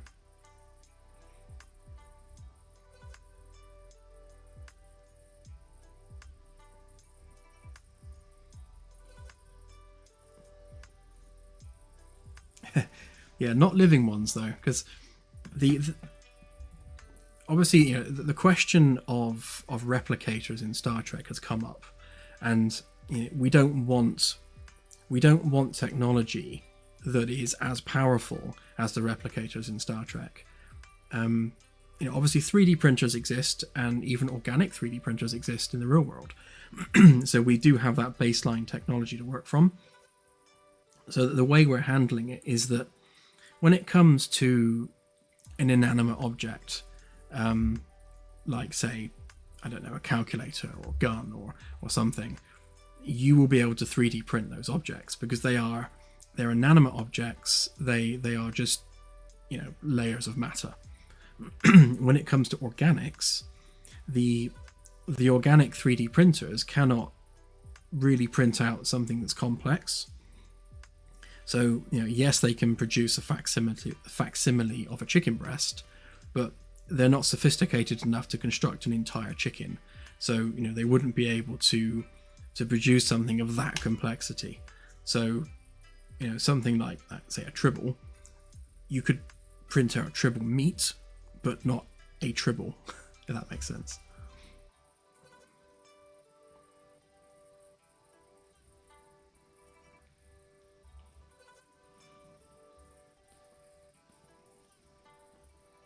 Yeah, exactly, AJ, and that's again one of the upgrade paths that we're looking towards. So again, with the raw plant matter that you grow in the hydroponics essentially being the fuel source for the organic 3D printers, we want the ability to be able to replace that original raw plant matter with different species of plants. So if you find a plant in your travels which is quicker growing and more nutrient dense, then it's a no-brainer to then swap out what plant you're growing as the fuel source for the 3D printers, which means you're making food which is now more dense. You can replenish it more quickly, it's in every way an upgrade. But we also want that kind of risk reward aspect of it, and that if you don't do your due diligence on that plant and you don't run it through the science labs properly and get it properly checked out, then it might be poisonous. It might have some unforeseen effect on the crew. It could be a hallucinogen or something. So, you know, the risk there is if you just plant it without doing all your science first, then, you know, you might find that there's a negative effect from doing so. So we definitely want that cascade of cause and effect across the board, pretty much in everything on the ship.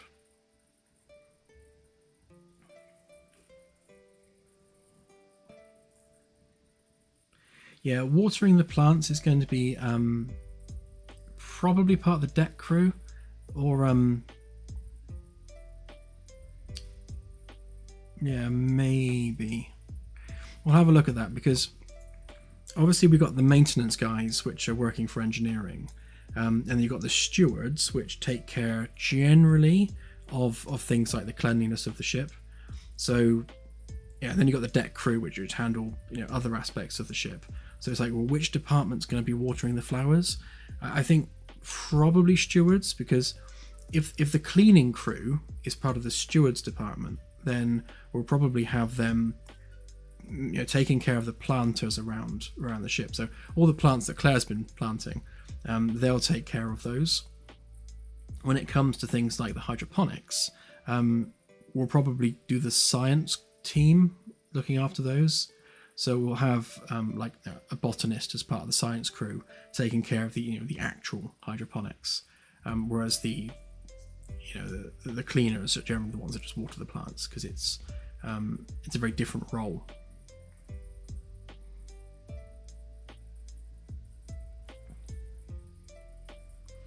Yeah, Claire's department will deal with the oceanic stuff, because Claire wanted to be a marine biologist growing up, so, you know, she's got, you know, a lot of affinity for you know, ocean life and you know, researching that. So the oceanography lab will very much be Claire inspired.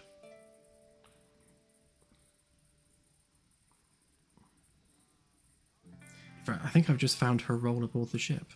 We'll make the chief oceanographer have a scientist called Claire. Absolutely. Yeah? You happy with that? Yeah. Yeah? Okay. Okay, it's set in stone. The oceanographer will be called Claire.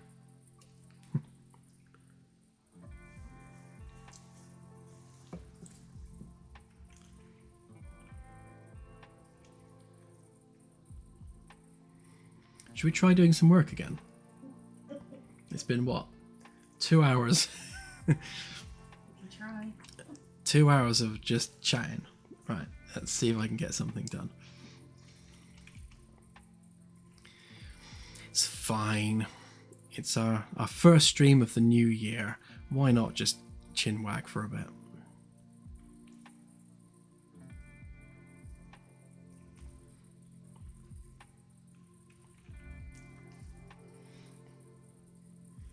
Yeah, that's true. Kelp is a great food source.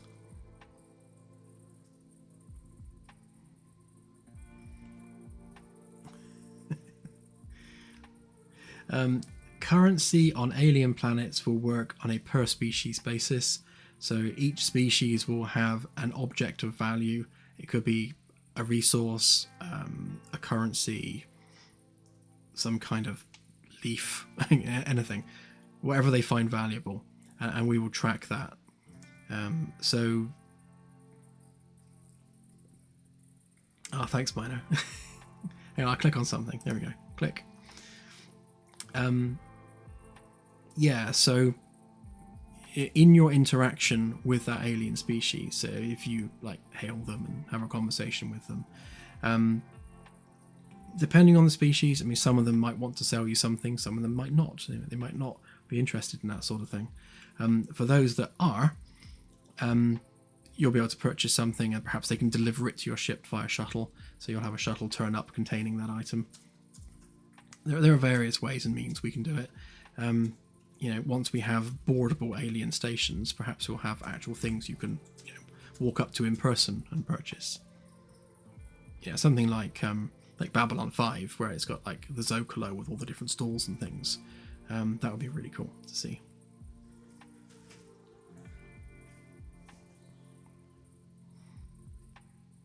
Oh, well done, Claire. Thanks. You do the Q&A, I'll do the work. That's fair. Yeah, I'm happy with that. Good. You can make the tea.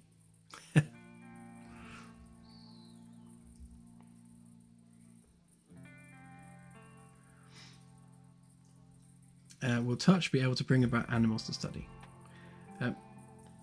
Yeah, definitely. So the probe that goes down will bring back alien creatures to study, definitely. And yes, I want to be able to make some of them pets. So it would be nice to bring aboard a cute fluffy thing and then make the cute fluffy thing your pet. Claire objects to this because she says it's not morally what the humans would be doing, and she's probably correct. Well, I think it would be what humans would be doing, it's just not what humans should be doing. But it's fluffy. If it's cute and it's fluffy, then why shouldn't it be a pet? And I shall keep it, and I shall love it, and I shall feed it, and... Like me. Yeah, exactly.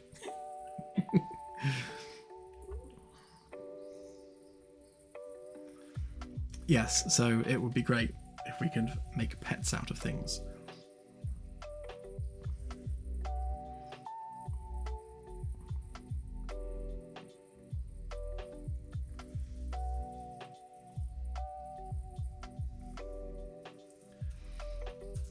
Yes, Fishbone. Eventually, I would definitely like to have LLM-driven NPC dialogue so that you can physically talk to them. That would be very cool.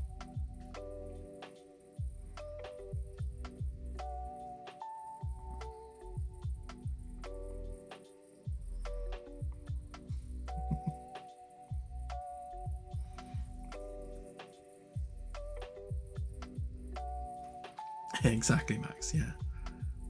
If it looks like a pet and it feels like a pet, then it's a pet.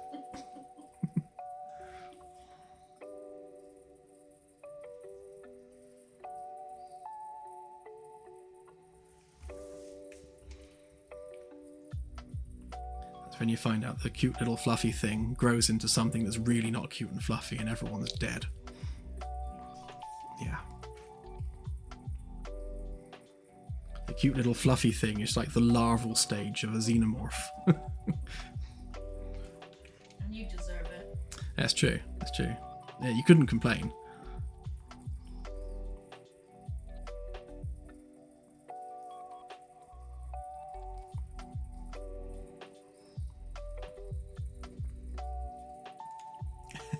We've got some domesticated rocks as well, Delta. Because we live near the beach, there's lots of nice little round pebbles, and my daughter went through a stage of collecting said round pebbles and painting faces on them. So yeah, we do have some domesticated rocks.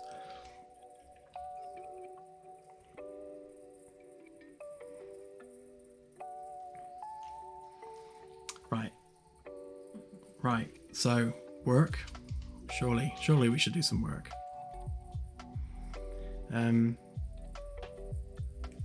Right, let's fix the problem I had. So I want to include the stellar temperature regions as part of the UI, and we are generating them here, and we have them saved as variables. However, we do not have them as part of our data store for our celestial objects.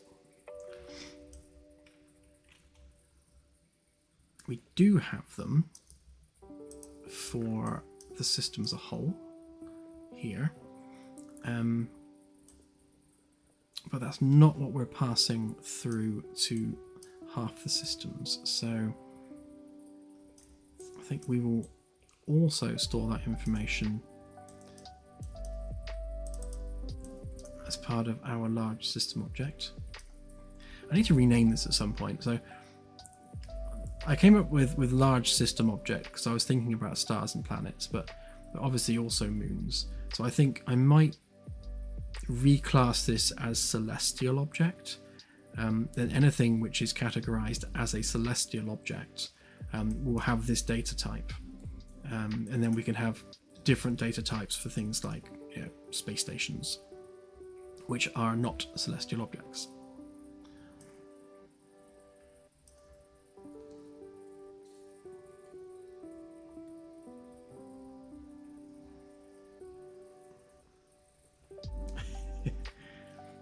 I'll try really hard, Charlie, honest.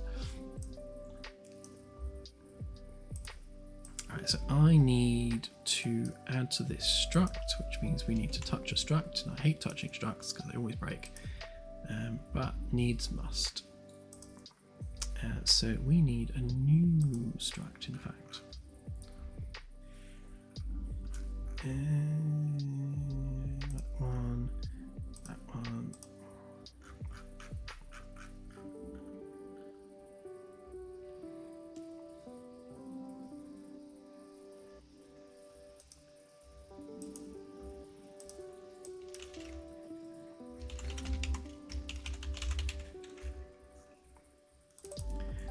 Let's use this one. So all of these need to be floats.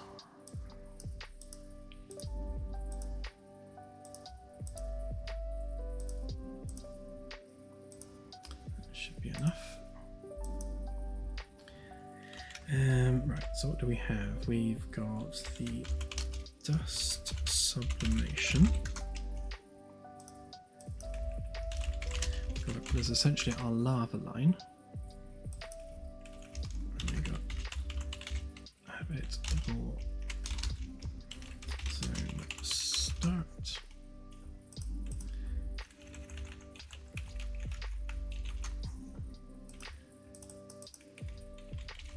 Habitable zone end. And then we got our frost line. That's about it for now, actually. 1, 2, 3, 4, 5. No, don't want that. 1, 2, 3, 4, 5. Yeah. Okay, so that's them.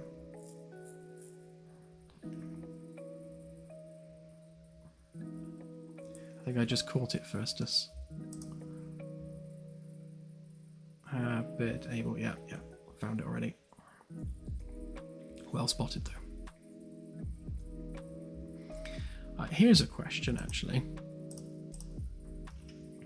So, somewhere in this data, we need to store the Roche limit, or rather, we need to present the Roche limit as a data point.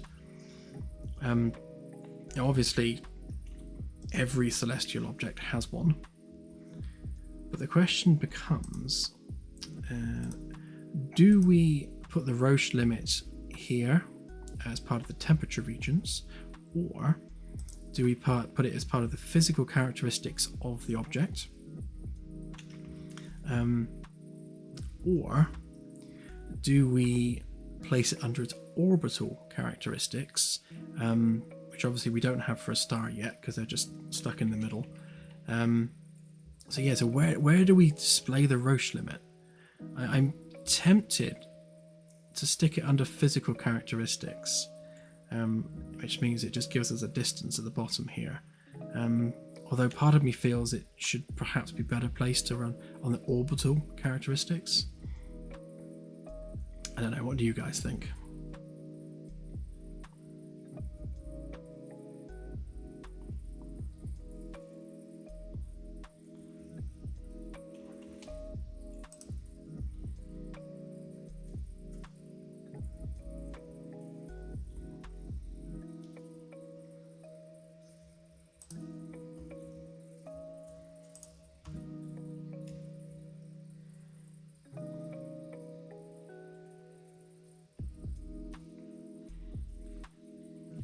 Yeah, see, orbital makes sense because all of the orbital data points are distances. So in our temperature regions, obviously every region is a temperature. For For our physical characteristics, every data point is either a weight or a speed, or an age. Whereas with orbital characteristics, every data point is a distance. So I suppose in that sense, orbital is the most consistent place to put it.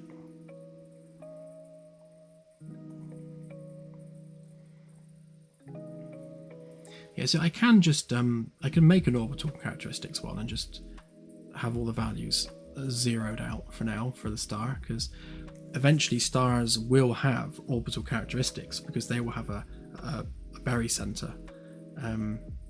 We're not modeling barycenters on here yet, so that's not yet in, but we will have barycenters. So a star will have an apoapsis and a periapsis, even if it's very small.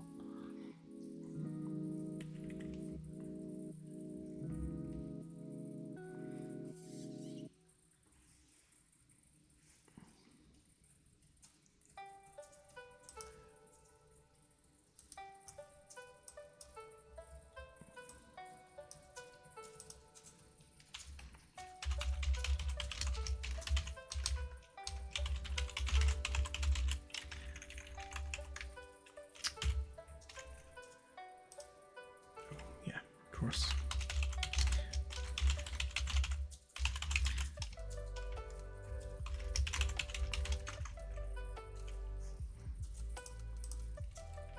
Make sure that I name these accordingly.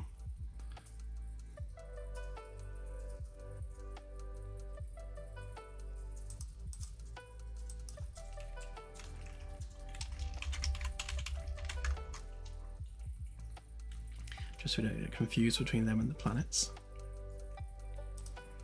Yeah, so under orbital characteristics then. Orbital characteristics.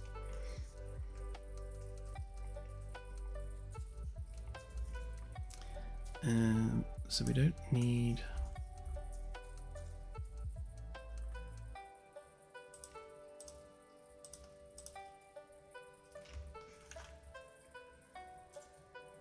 don't need that. Don't need that.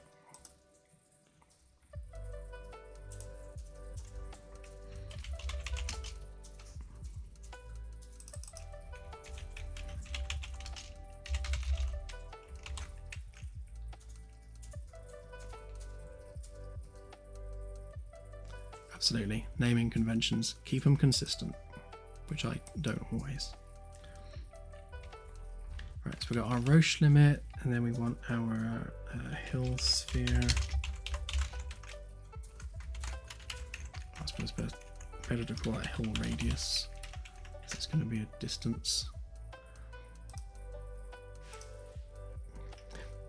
Working out the hill radius for stars is actually really awkward, because technically you're comparing the gravitational pull versus the body that you're orbiting. So for planets it's easy because you compare it to the central star, but for a star with nothing around it, the hill radius is essentially infinite. So I'll probably average that out. So if we assume the presence of another star 4 light years away, because that's the average distance between stars in the Milky Way. So if we assume another star of similar mass 4 light years away, then we can calculate the hill radius for the star based on that as an average. So it's more of an average value than a true value, but that should be sufficient for the game. I also might use this for the rendering of the Oort cloud. So every star, I want to have a barely visible Oort cloud around it. So if I show you what I mean.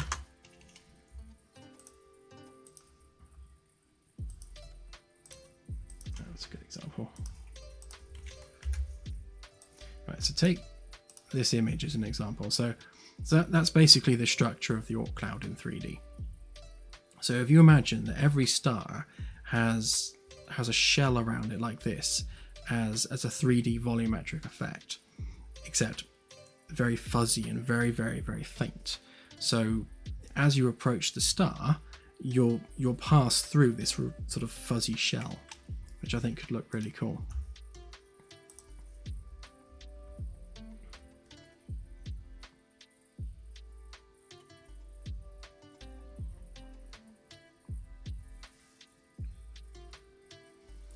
Yeah, I guess so, Carlton. It's just like what I'll probably do is use the hill radius where gravity falls to a certain point, and use that for the Oort cloud. So with the sun, for example. So our sun has an Oort cloud, and that basically represents where it's captured, all the little bits of whatever that's passing by, and the remnants of the circumstellar disk. I think that's a decent value for a hill radius for a star. So if we kind of work that out for each star, then we know how big their Oort cloud equivalent needs to be on a per star basis. Obviously, M-class stars are going to have quite small Oort clouds versus like a B class, which is going to have massive multi-light year sized Oort clouds. But it's it'd be an interesting one. But I want to include them. It's probably not completely realistic, because even though they exist, it's unlikely you'll be able to see them with the naked eye. So if we just make them really, really, really faint, so they're only just discernible, it's just a nice visual indicator that you have passed within the influence of that star.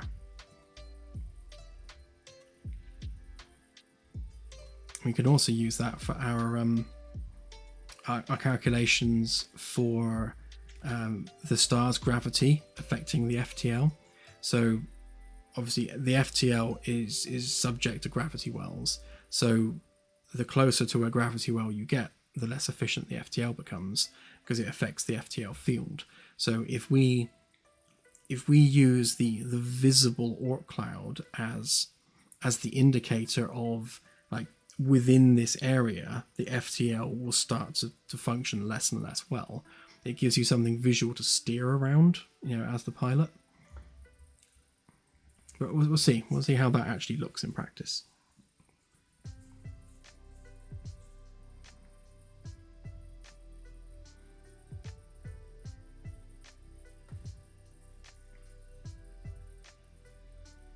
Yeah, and the galaxy itself will also have the same effect. So it will have that visual volumetric effect.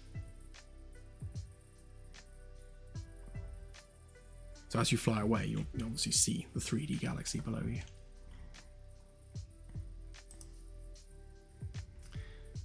Right, what values are we recording here? So our orbital characteristics.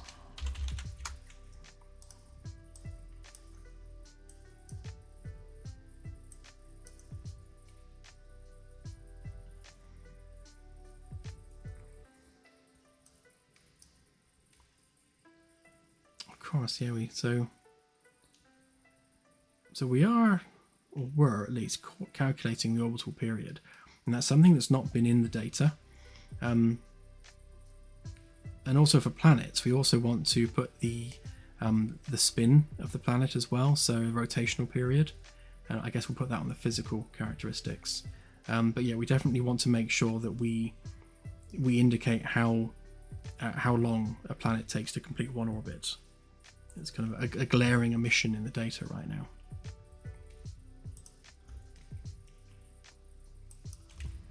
So we want our semi-major axis.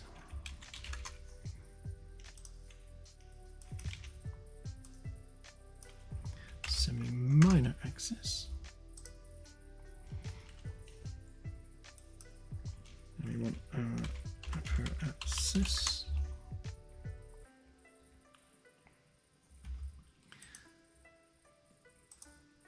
So when it comes to the the sun, you use like perihelion rather than periapsis. I think for the sake of the game, I'm just going to continue to use periapsis. Technically, it should be perihelion around the sun, but that literally only counts for our sun, and every other star would use these values, so this terminology. So I'll just keep it consistent. Otherwise, I've got to change the wording for Sol and only Sol, which adds a lot more code bloat.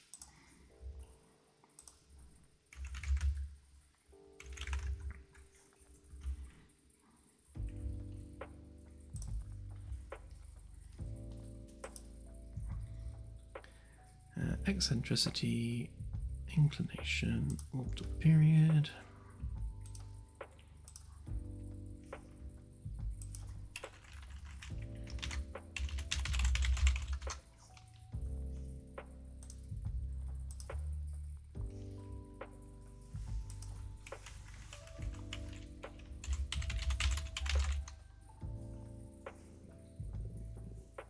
Well, I had a spider crawling up my leg then. Ooh, it was a hair. We're safe. I had a hair crawling up my leg, yeah.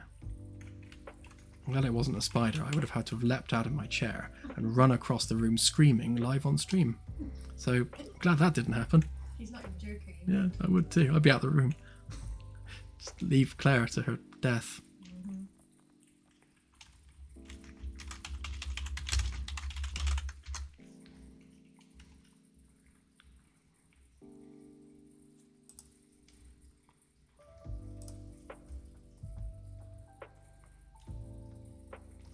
I might leave average distance off actually, because that's basically your semi-major axis, isn't it?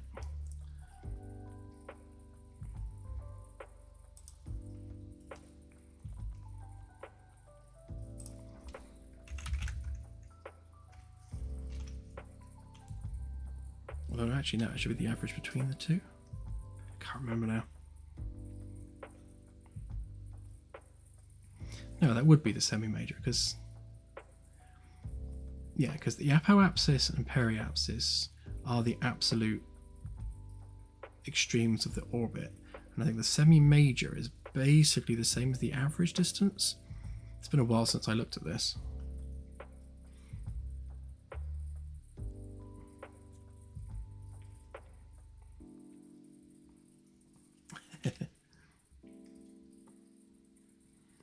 Yeah, technically it's leading another bug, although the other bug might be me.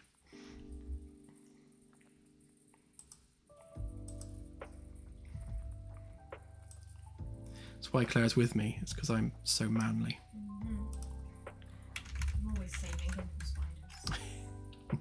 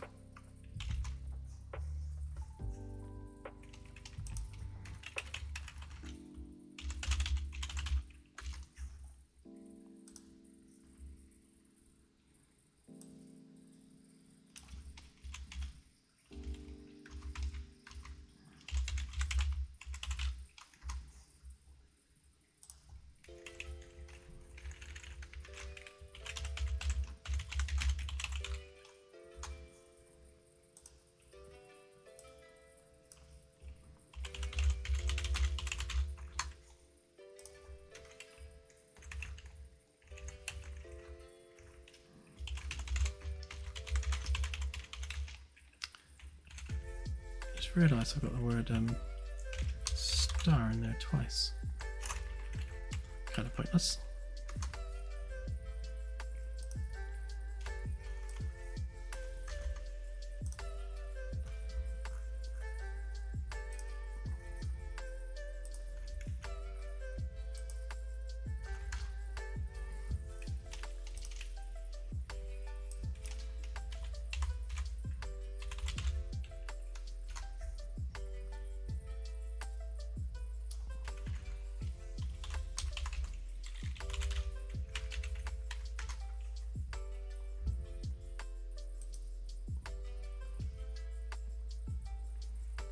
See you, Jim. Have a good one. Bye, Jim.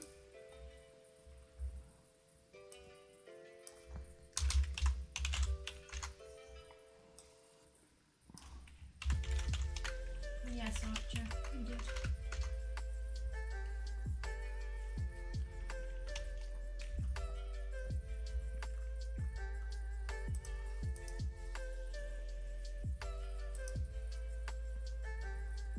That's why we get on well, for instance.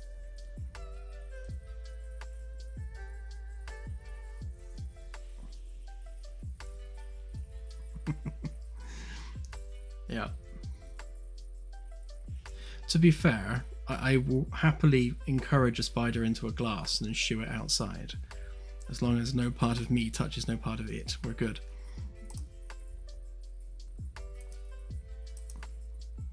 See, we just have a respectful relationship. As long as it politely makes its way into the glass so that I might transport it outside, we're all good.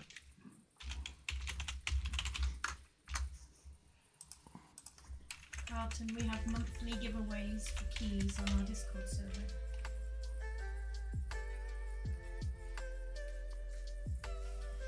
Yeah.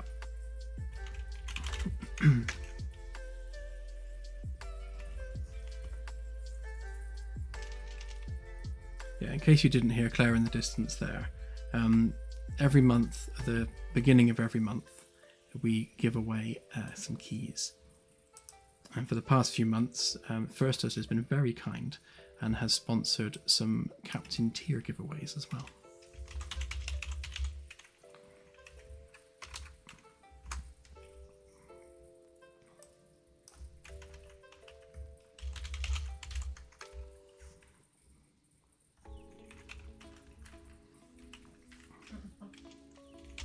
Well, that doesn't help.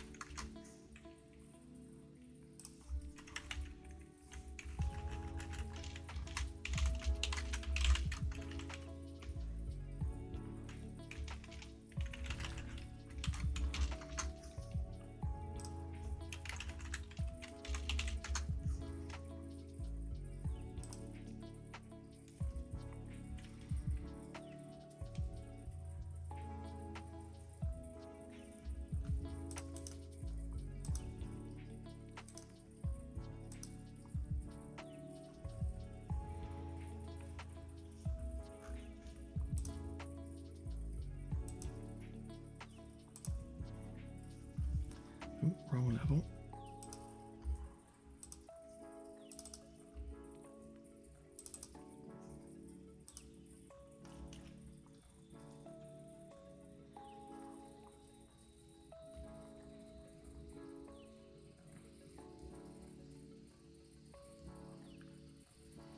That's a really good idea, Firstus.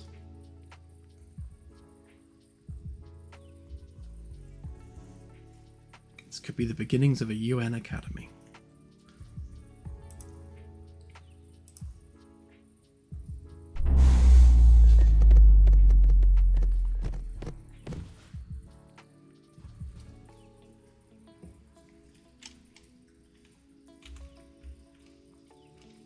Yeah, I need to get a less clacky keyboard.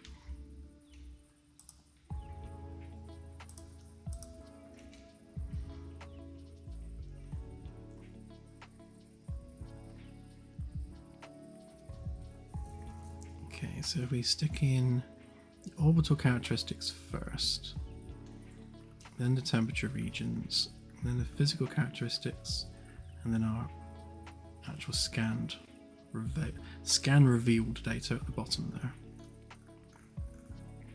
Should be everything we could possibly want to know about the star.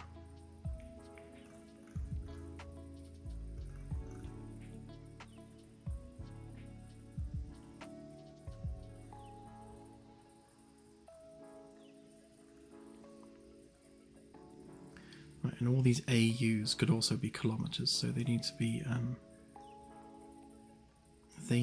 be made as variables.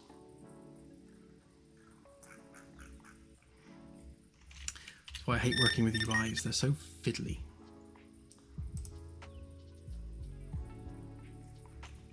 Right, so basically all of those need to be variabilized.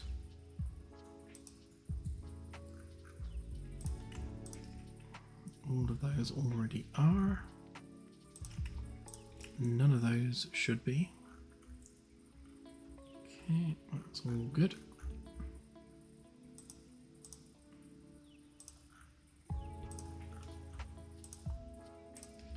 Right, so none of those should be variables.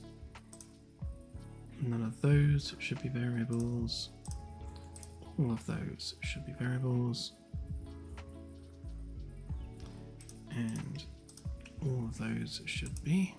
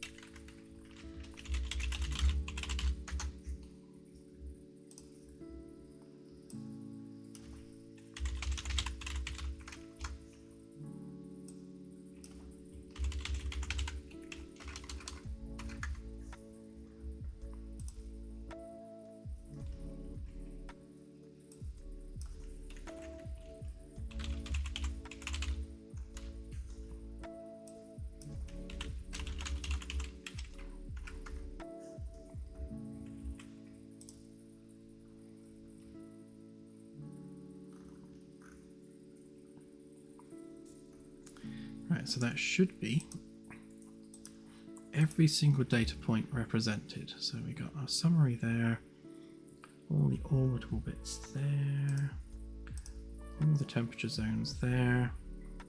So we've got our sublimation line, that's where nothing can form inward of that. We've got our hot zone, that's basically lava worlds, that should be 1200.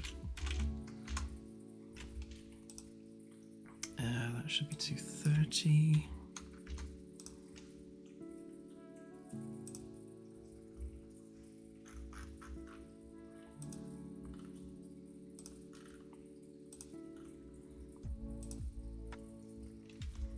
Right, yeah, so 2000 dust sublimation, 1200 is basically our lava line. Should I call it that?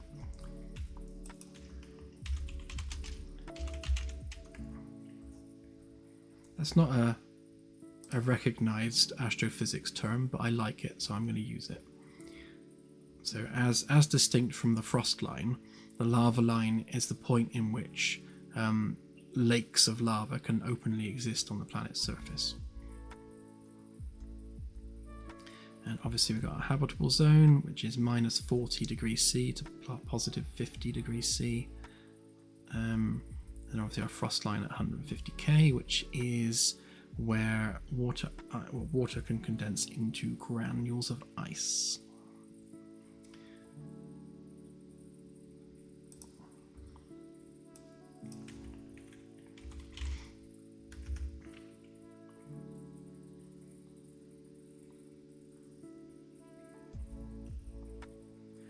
It's funny, Archer, because I was thinking of you earlier, and the result of me thinking of you was the fact that I had a shower about half an hour before the stream, and I thought, right, I'm going to do my hair.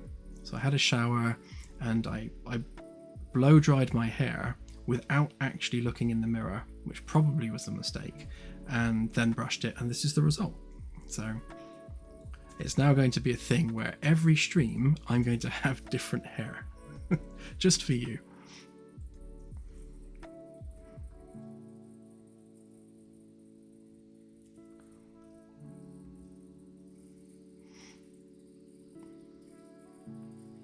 But yeah, genuinely, I looked in the mirror before going on stream and thought, ooh, I better go and have a shower and sort my hair out, otherwise Archer's going to point it out.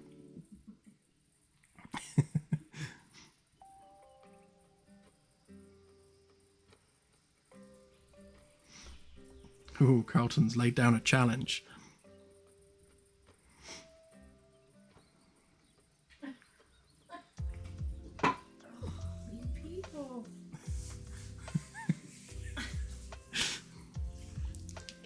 Thanks. Oh, thanks. Thanks. Is that better? Yeah. No. Have you ruined it now? No. Ah, that was my do. What have you done to my do?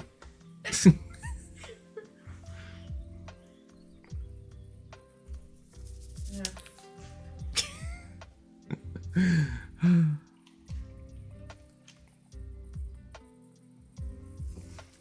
As you can see, we are the most serious of studios.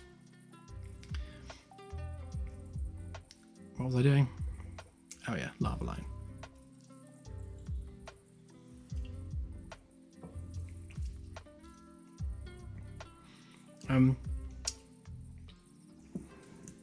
Right, yeah, so when it comes to the frost line, I need to make a bit of a change to how we're calculating our gas giants, because there's one factor here that I failed to take into account, and that is the additional mass that is generated beyond the frost line, because all of our gaseous or water, our non-solid H2O, becomes solid after the frost line. So you then end up with solid granules of ice, which add to the mass of the protoplanet, which again adds to the mass of whether or not runaway gas accretion will occur.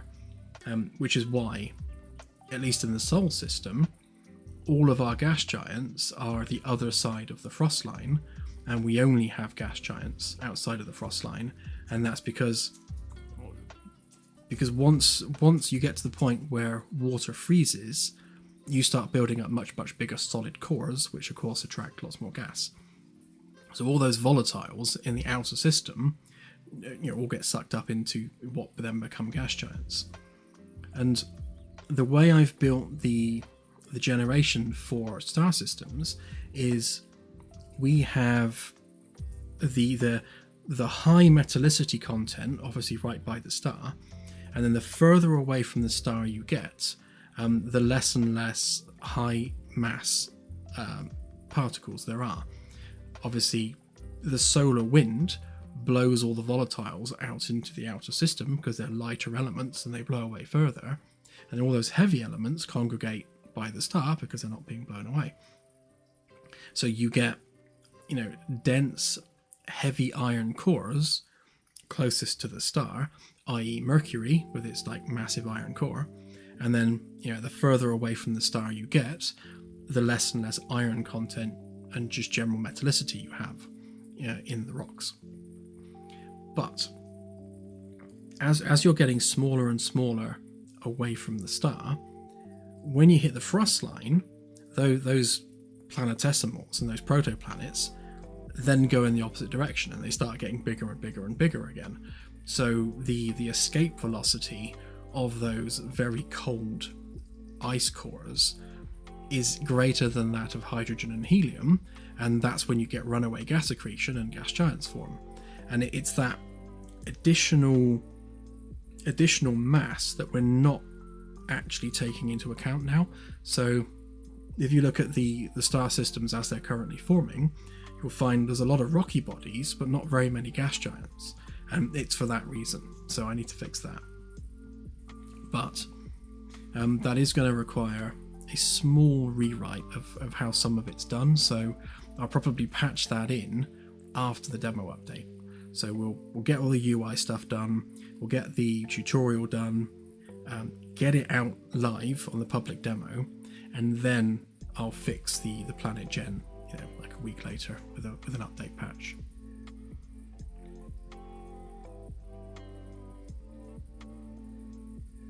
I did derail myself, you're right.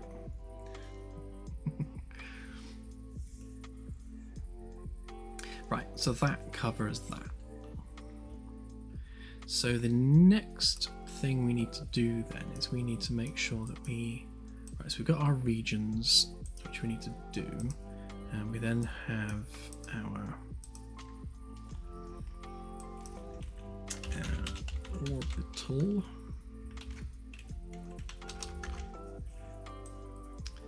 So orbital characteristics, physical characteristics, and our regions. So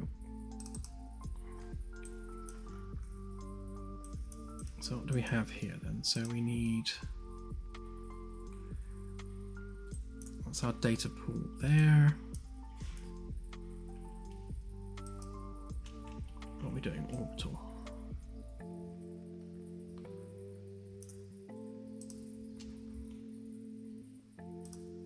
So we'll drag that one off.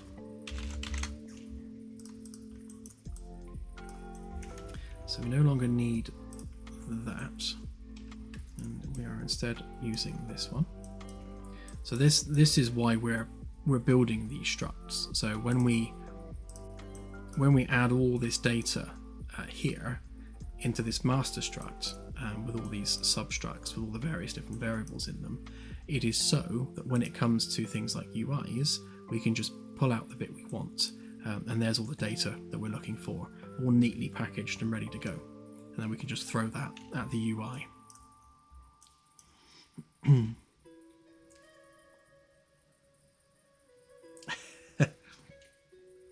How long do you have, Carlton? I'll nutshell it for you. So the warp drive works along the idea that energy and mass are interchangeable. So it is it's basically E equals mc squared, which is the mass energy equivalence. And it's true, I do. So it uses mass energy equivalence to create the mass required to curve spacetime. So if you plow enough energy into a system, you can create enough mass, because you're converting that energy to mass via E equals mc squared, to then curve spacetime. And using clever field geometries, we expand space-time behind the ship. So it's all about plowing enough energy into the system to create enough artificial mass to cause the curvature of space-time, which creates the warp bubble, which allows for warp travel. However, that is a balanced equation. So when you're compressing space and expanding space, you're not imparting momentum into that system. You're just compressing space-time. So the sublight engines are what provide kinetic energy into that system to actually move the ship. And if you think about the field geometry, so you've got compressed space directly ahead of the ship. Obviously, you've got your ring, and then you've got the compression ahead of the ring, and then behind the ring, space is expanding. So when that ring moves, it's moving further than it otherwise would have. So the amount of compression on space-time is basically, it's amplifying the movement in the direction of the field. So when you provide thrust in that direction, you're moving the ship further than it otherwise would do if the warp field were not present.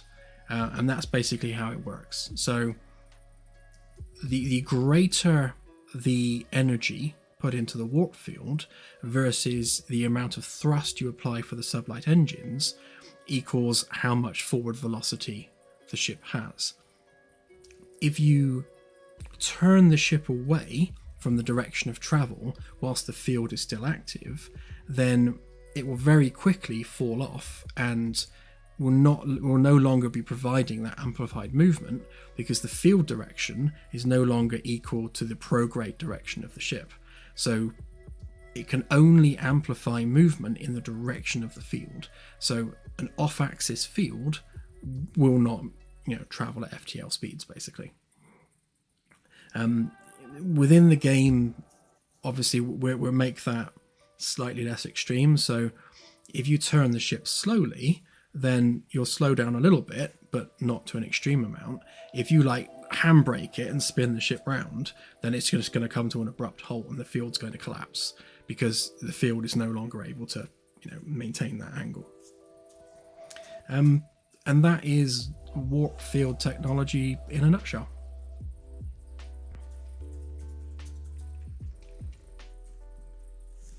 Glad you asked now. Yeah. See, do you regret asking?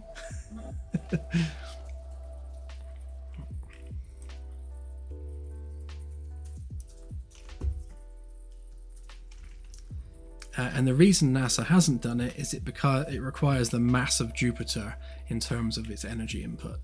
And we haven't quite figured that out yet. Although, since Alcubierre wrote his first paper, the energy requirement has gone from the entire mass of the entire universe down to the mass of Jupiter. So, you know, we are improving it in little bits over time.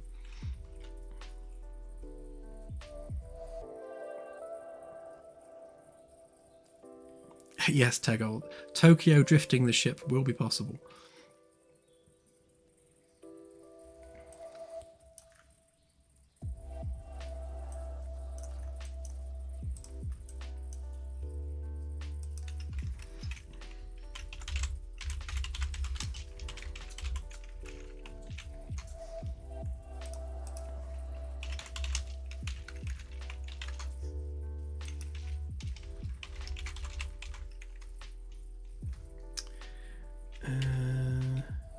Actually, I don't need the Sol comparisons on this.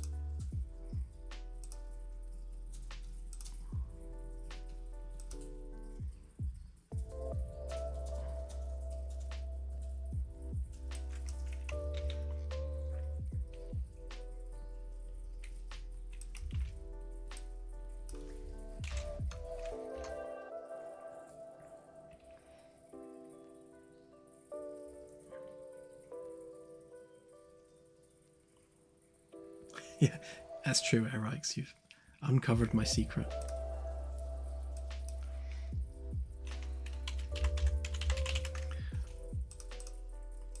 I just want some wealthy billionaire investor to approach me and say, hey, let's build this for real. And I'd be like, all right. Or just build the game if they like. Well, that too. I mean, We'll take either. if they want to fund the game, fine, but you know. Building it for real would be exponentially more fun.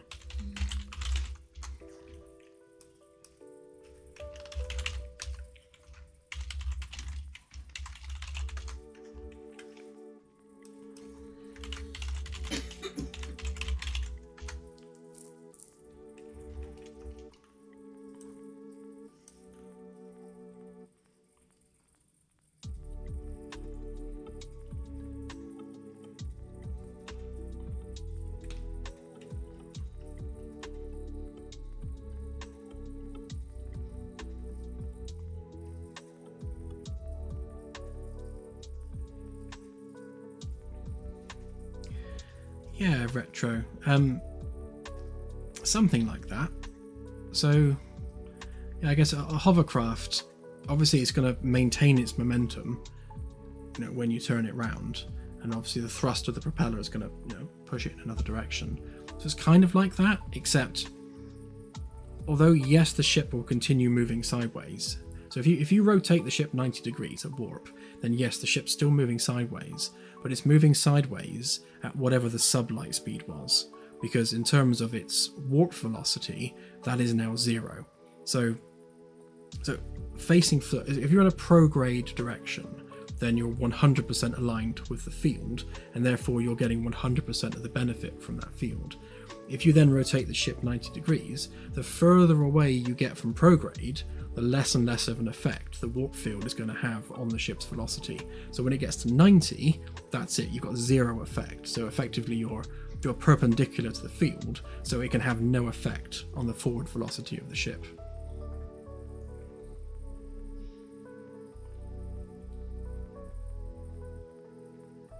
Yeah, I'm having a race with Elon to see who can build the first warp ship. He's got 1 or 2 more resources than I have.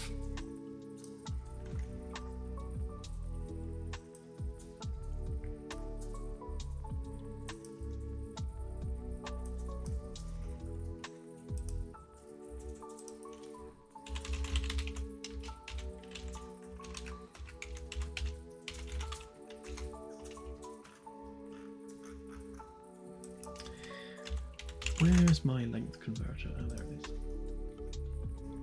Right, so I need to... Right, so if that is greater or equal to And then for this we want, I love this website, by the way. It's one of the only websites where you can do conversions of massive numbers, and it doesn't try and truncate the number. So we want 0.1 AU is that many kilometers. Because that you can do it in centimeters and just get some nice massive numbers which are easily copy pastable. Right, so if it's higher than equal to that, then we want to record the value in AU. Oh, of course, which means we also need a reference to this. Or that, rather.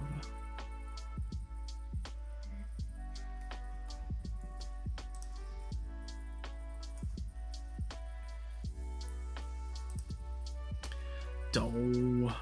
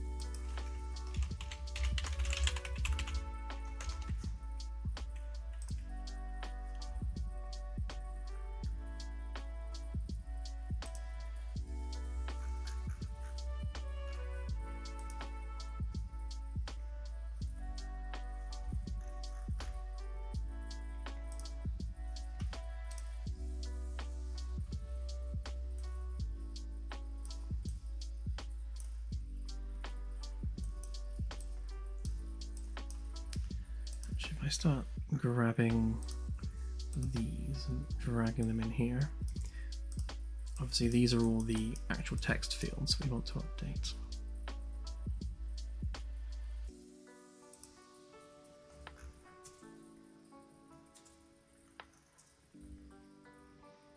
Oh yeah, I forgot we need those as well.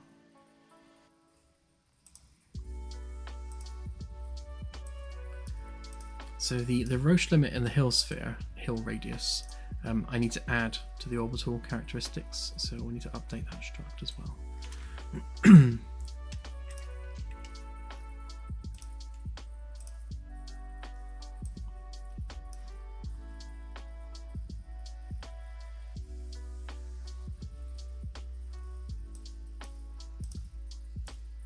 I'd overwritten that then.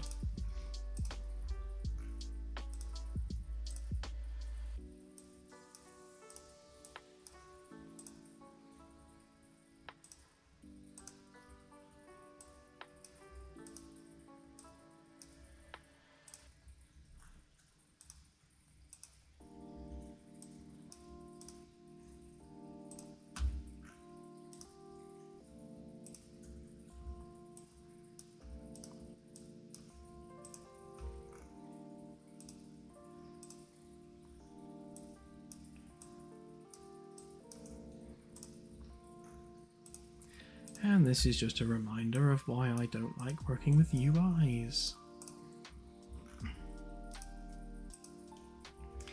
It's just so tedious.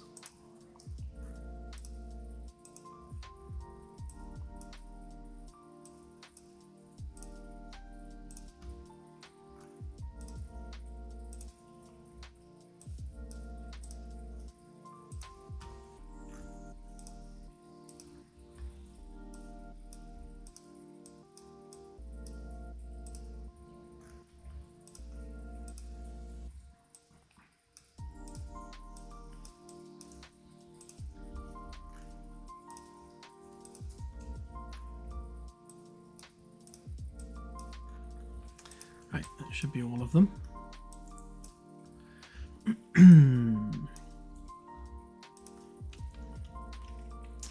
Happy New Year, Bert, and thanks for joining the stream.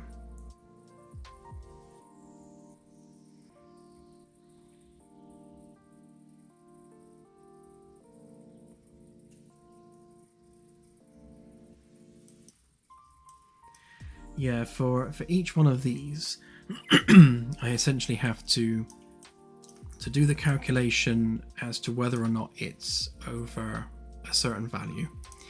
And obviously then we have to decide whether or not we're displaying the value as kilometers or AUs, or indeed light years in some cases.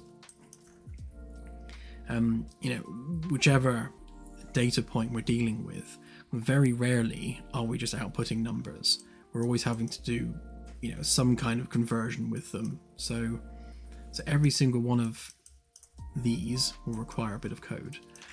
And of course, every other block of code also requires all of this as well. And what we didn't have last week was all of this organized as a macro. And the reason I've gone to the effort of making it all into a macro and having all of the text blocks as variables like this, or pins, is so that we can reuse this for the other pages, because they have the same information displayed in the same order. So all we need to do is just grab our relevant text fields, plug them into the macro, and we're outputting the same information to whatever text field we plug into it. It just allows us to do that job 3 times, but we're only actually doing the work once, if that makes sense.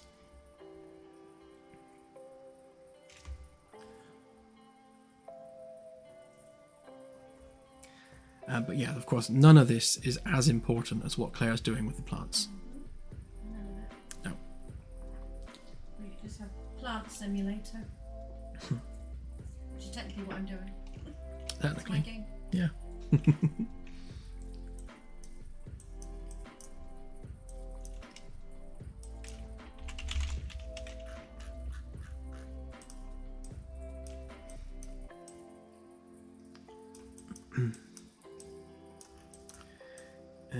Right, so this one,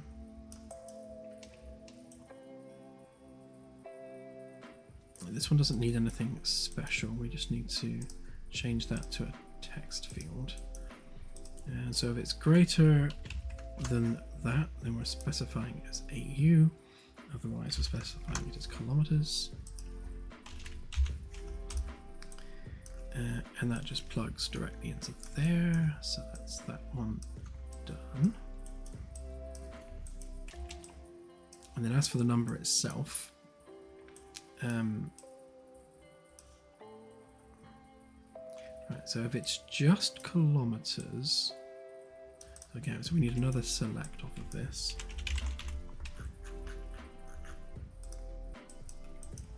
Right, so if it's just kilometers, we're going to format this to remove the decimals. So format.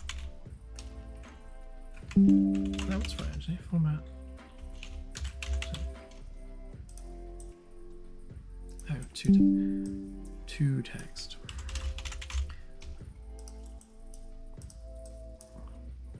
Right, so you want maximum fractional digits of 0 and use grouping. So if it is over that, if it's not over 0.1 AU, then we're going to display it as kilometers. If it is over that, then we want to convert the kilometers to AUs. So it means we need to divide that kilometer value by whatever 1 AU is in kilometers. So we work out that. So that's 1 AU in kilometers. So we'll divide by that. Again, we will make sure that we format that. So we want to have a maximum fractional digit of 1, because we don't want like 0, 1, 2 or 0, 1, 3, just like 0, 1, 0, 2, 0, 3, maybe.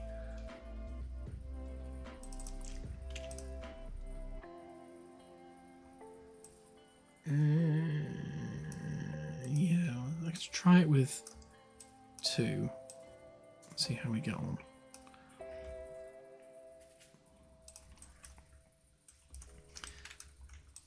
Get rid of all that and done. So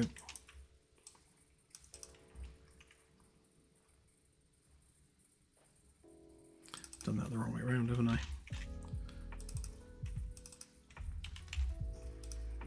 So if it is over 0.1 AUs, say AUs, otherwise say kilometers. And then same here, if it is over 0.1 AUs, divide by AUs, otherwise just display the kilometer value.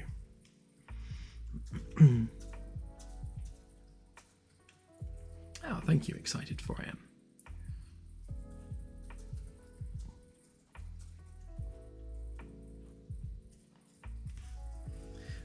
Don't know at this point, Carlton. I definitely want, when it comes to the Arboretum and everything, we definitely want some growing mechanics in there.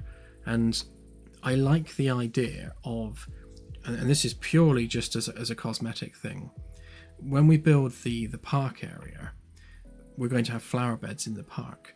So it would be cool if you could plant an alien plant in the park and actually just have it grow there. For no other reason than just because you like that plant. I think that would be a nice thing to include as one of those, just for the sake of it items. Give me a thing, thanks.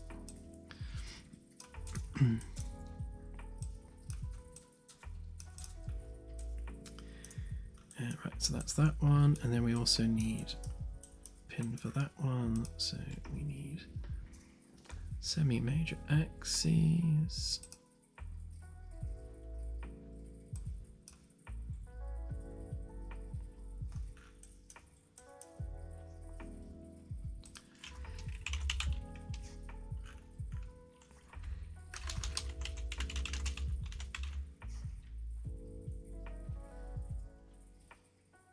I can never remember what data object type the text boxes are. It says text object reference, but if you type in just like text, then you don't get an actual, like, that text is not the right one.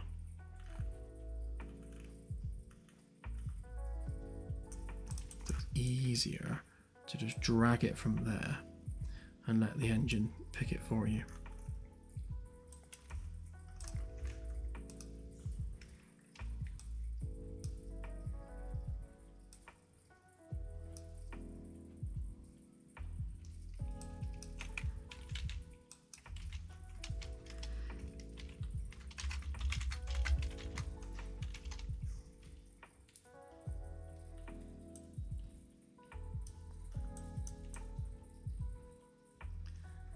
And then we're going to need one of those for all of these.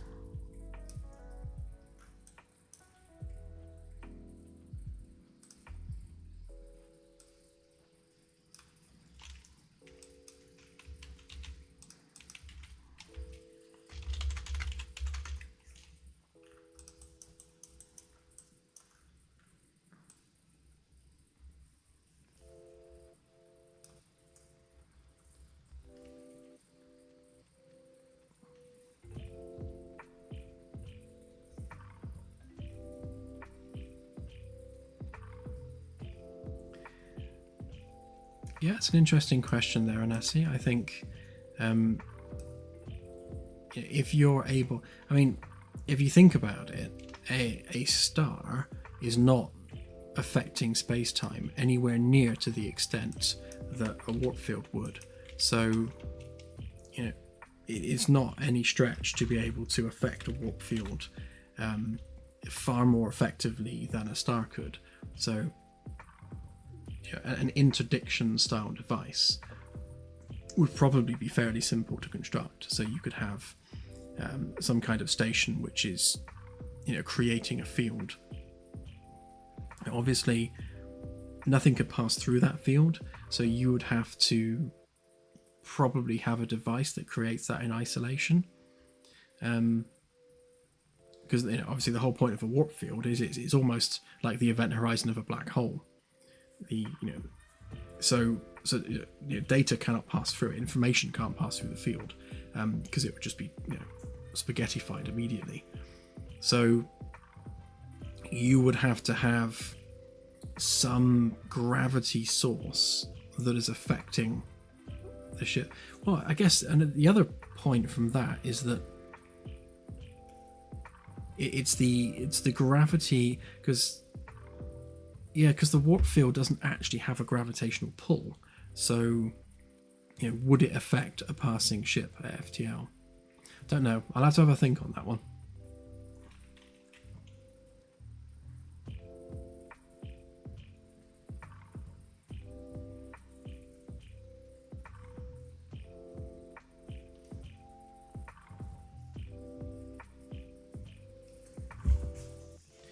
Yeah, well, I am. They're not like directly related to CBS, but I know that the Roddenberry Archive people know about the project and have openly discussed it. I know some people that are working for that, so yeah, it is known. I mean, what I'm doing is definitely known in inner Star Trek circles. It is definitely my intention that if we have the funding and the player base one day to approach CBS and ask for permission to license individual ships. So I don't have any particular desire to create a Star Trek game. So if I were, then I think Voyager Elite Force is probably the best Star Trek game ever made. So something like that. But no, I'm not really interested in making a Star Trek game. What I would love to do is to model and recreate a starship within Starship Simulator. So we could have a paid DLC, so it makes us money, it makes CBS money.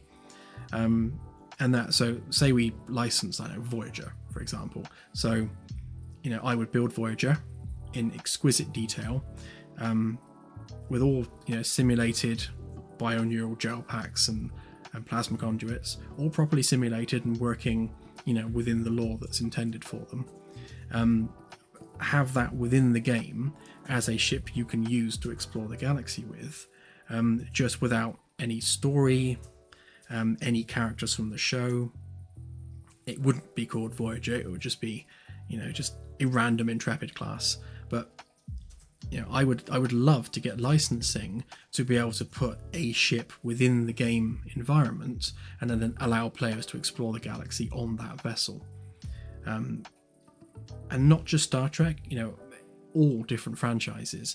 I'd love to do Red Dwarf, maybe put Starbug in the game or something like that. It would be nice to build up a catalogue of recognizable famous sci-fi vessels from different franchises that we have licensed for inclusion within the game. And again, we wouldn't be conducting any story or any plot or any missions as such within that vessel. It would literally just be, here's the hardware, go have fun with it in the galaxy. So I think that I would be very much open to and quite keen to do. But I don't think CBS would be interested in such a thing unless there was a clear financial reason for doing so. So we'd have to come to the table with not only the right amount of money, but also a player base of sufficient size that they consider it worth their while, because obviously they're likely going to want to make a certain dollar value from the deal.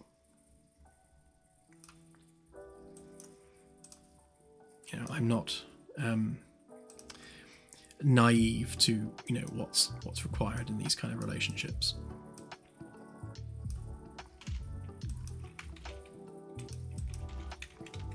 Well, to be honest, we had a similar discussion with the Orville. It was Fox Next that we were talking to, and the guys at Fox Next, their opening questions were, what's your advertising budget? And that's probably the first thing they asked. What's your advertising budget? It's all very much marketing driven.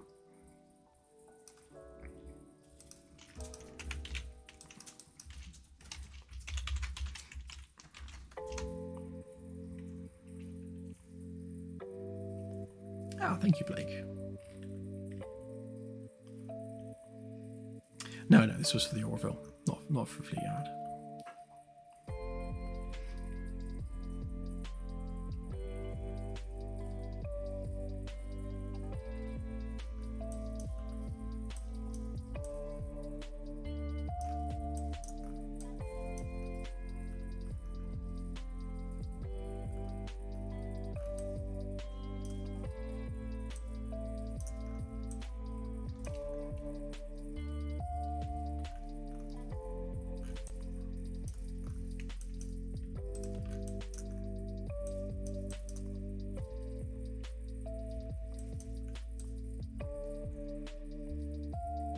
Oh yeah, it's when you're dealing with a franchise or an IP, and you want to create a product with that franchise or IP, it's all very much going to be about the financials. It's inevitable, really.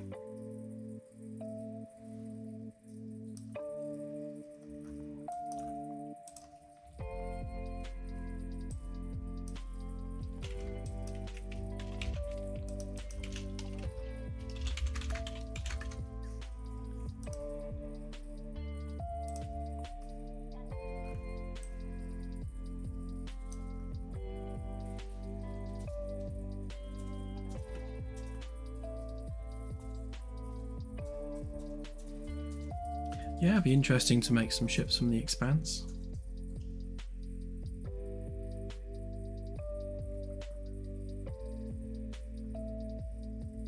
Yeah, exactly, Celtic. So it would be a case of, they'll want to know, what kind of player base we're looking at. So, before we could even think about approaching another IP, we'd have to have, an established player base surrounding the game.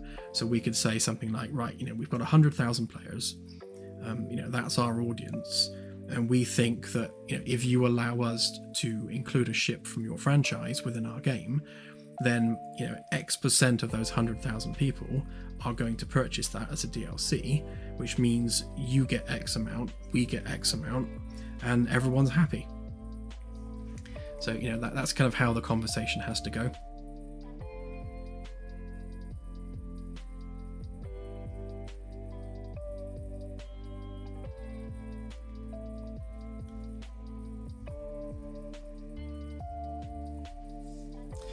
Yeah, I think there's definitely a huge part of that there, Erix. And one of the things that I've really enjoyed about this project in particular is that when I was making the Enterprise refit as a hobby, obviously the biggest challenge was fitting the exterior model to the interior sets that are shown on screen. It's those two things were generated separately. The interiors were never meant to match the exterior, and then the size of the ship in canon is too small to fit the interior sets that were filmed. So you've got all these challenges that you have to try and fix somehow. And obviously you have no freedom of expression either. So there's no freedom to go off on a tangent with any of the design elements. You're very much stuck with the design language that you've got. And the same was true, with the Enterprise D and then the Orville. I had more freedom with the Orville because much less was ever seen on screen. So things like the big spiral staircase is something that I just invented off the top of my head. And it fits within the world because it's within that design language. But you're still kind of subject to the rules and the restrictions that are put upon you, either by the thing you're trying to copy or by the people that own the rights to the thing you're trying to copy.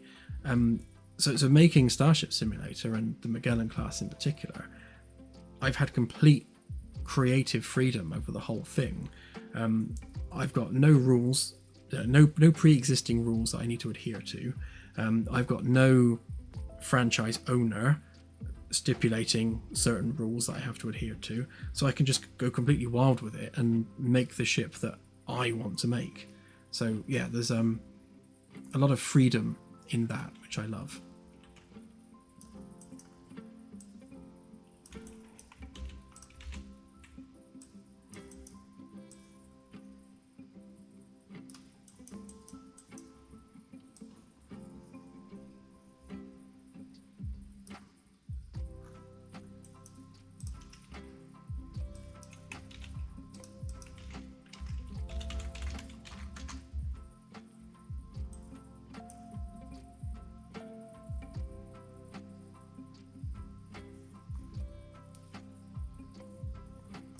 I think they're right. I thought I'd messed up somewhere there because I didn't have enough pins.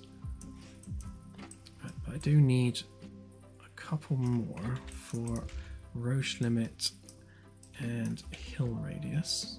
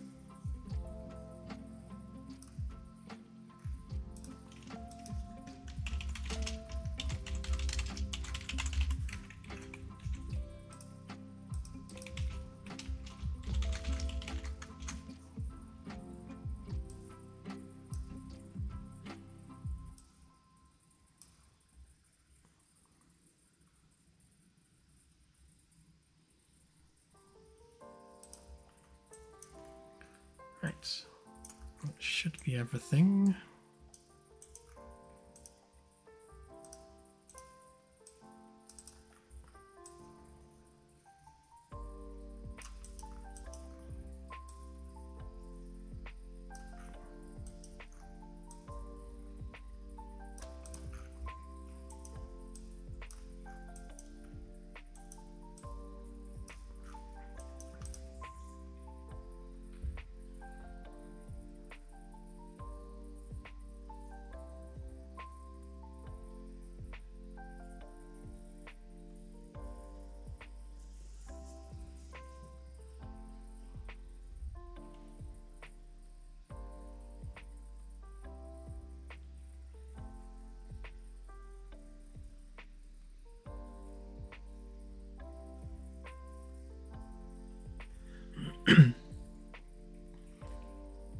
Yeah, I think one of the other things is that when you are designing a vessel for screen, you don't necessarily have the same person doing the whole thing. So you'll have someone designing the external model, and then you'll have teams of people doing set design for the interiors. And those two people, or those two teams rather, aren't necessarily working together. So you end up with exteriors that just make no sense with the interiors. But that doesn't matter, because on screen, the two don't need to relate. You just need to have like, ooh, that's a pretty ship, and ooh, that's a pretty interior. The two don't need to really match. But when you're building something for a game, or at least something physicalized like we're doing for a game, these things have to match. The windows have to line up.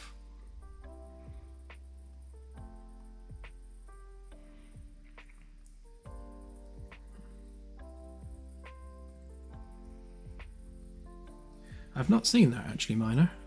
I know that when we were discussing it with the designer, he was saying that the reason the windows are like at funny angles like this on the outer hull is because the rooms are physically at that angle. So like the rooms go like this and actually follow the contours of the hull, and then the corridors are like this at weird angles as well, because that's the way the gravity field works, within the ship. And obviously none of that's ever explained on screen or ever spoken about, but that was the design intent, that the windows that are facing like 45 degrees upwards, when you're actually inside the room, you're stood upright and it's normal to you. But little things like that are like tremendously difficult to translate into an actual real 3D environment like we're doing.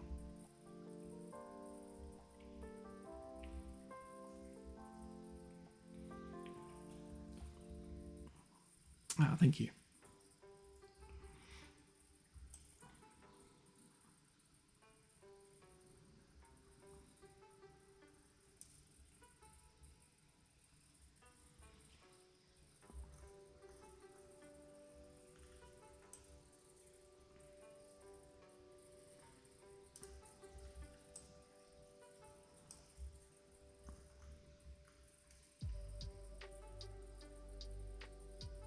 Yeah, for sure. And tying all the decks together when they're at weird angles.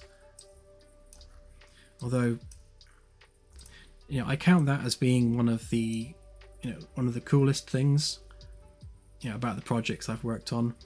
Being able to actually speak to the designers that designed the things we see on screen, and getting to hear their perspective of why it's designed that way. It's just really, really cool.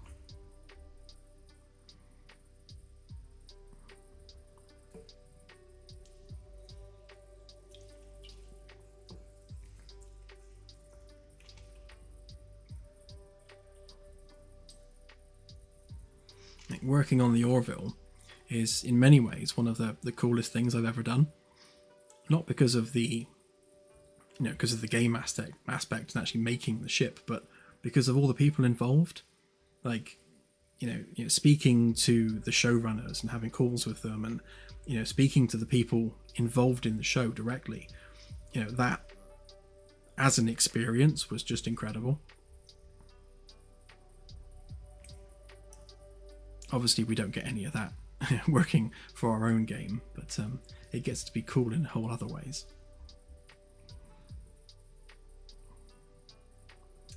Yeah, Xbox controller should work, or will work. Actually, on that note, I actually bought a Steam Deck finally, and the game ran surprisingly well natively.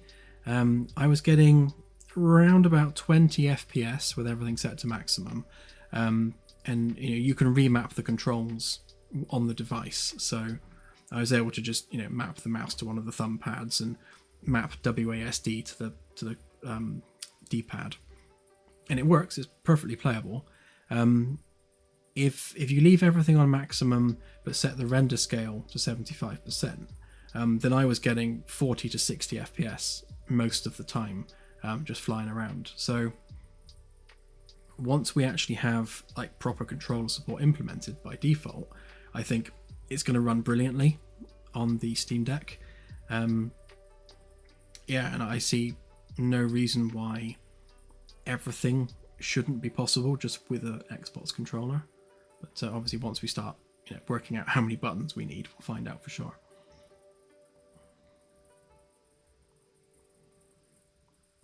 That's true, Era, because I get the pleasure of working with Claire. You wouldn't want that.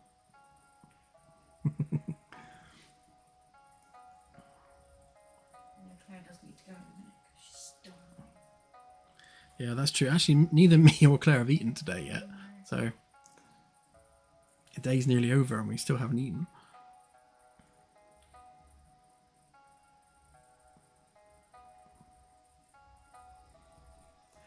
I can't remember now, Minor. I think it was the area behind engineering, wasn't it?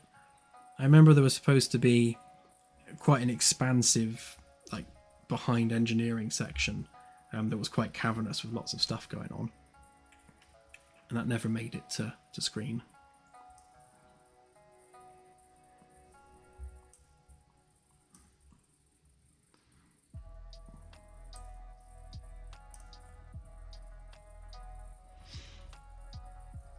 Well, it's been almost 3 hours and 20 minutes, so I'll give it another 10 minutes and then we shall head off for some food.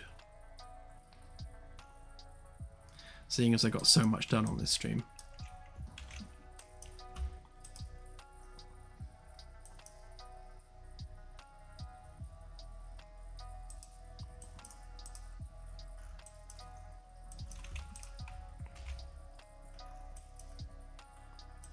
think I'm going to have to condense this lot into some collapsed nodes, because this really is going to be the mother of all macros.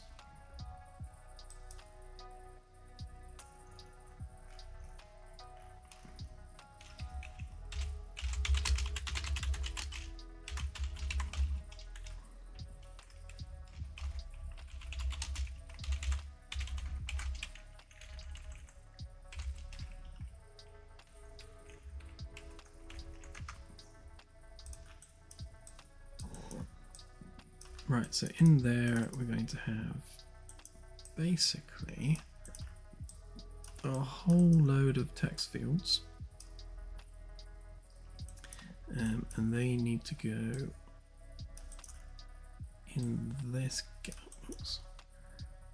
in this gap here.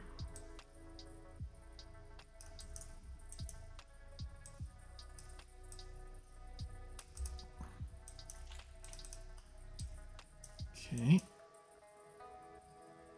do the regions in a sec, and then all of these need to get added to here. Thankfully, it automatically picks up the name, so that's useful. Don't have to retype the name again.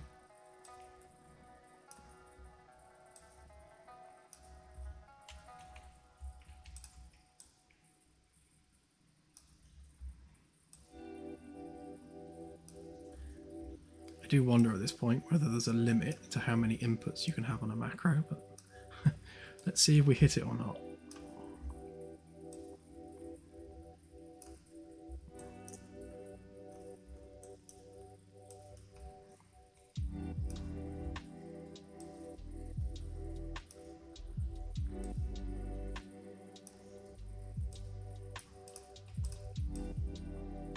If we do run into an issue having just this crazy amount of inputs, then I can always split it into multiple macros, so we'll have a macro for each widget element, which, you know, in fairness would probably make more sense than doing it like this, but hey, I've started doing it this way now, so I may as well finish.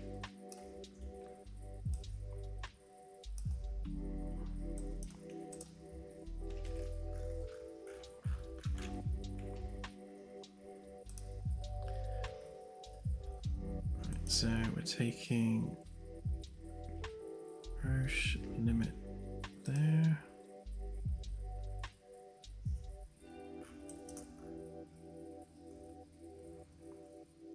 Oh, did I not add Roche limit kilometers?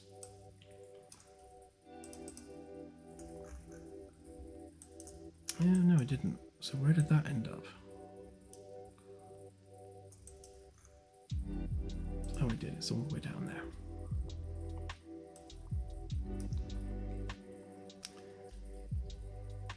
That would explain why it didn't make sense earlier.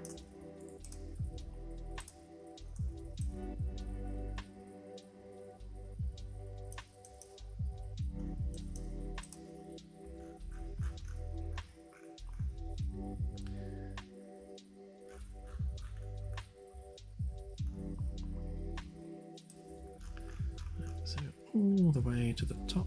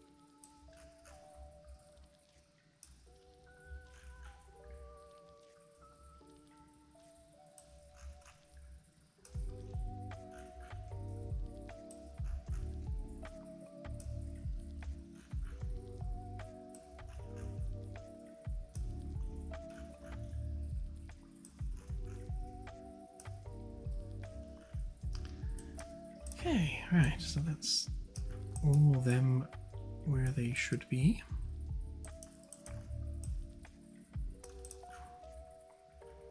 And then of course we still have to add the temperature regions to that.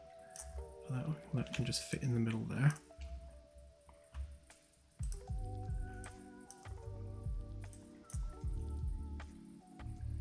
Right, so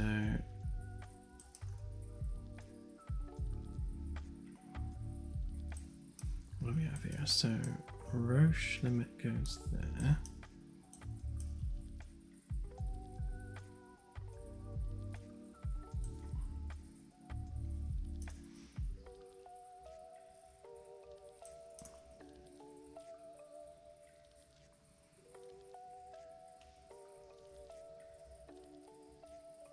I might have messed one of these up actually.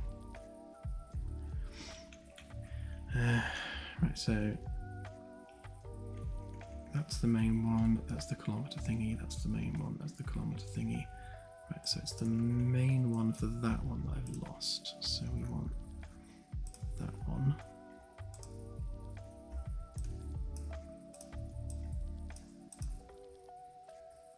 Yeah, that's more like it.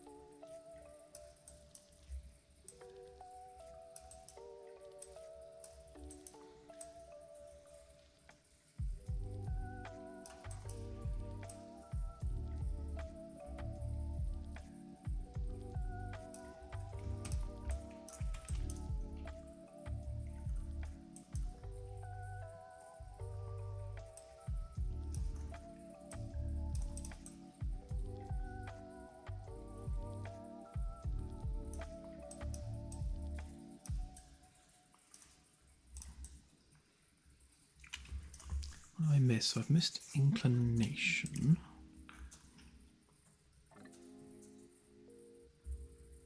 Oh, it's because I didn't make one.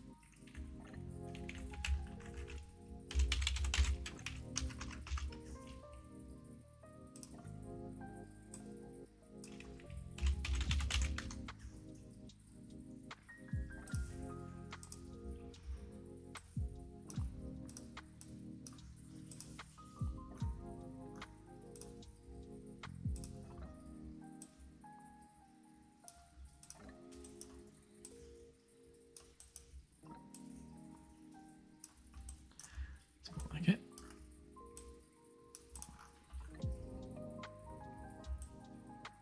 None of them are overlapping. So now we just need the average distance. Which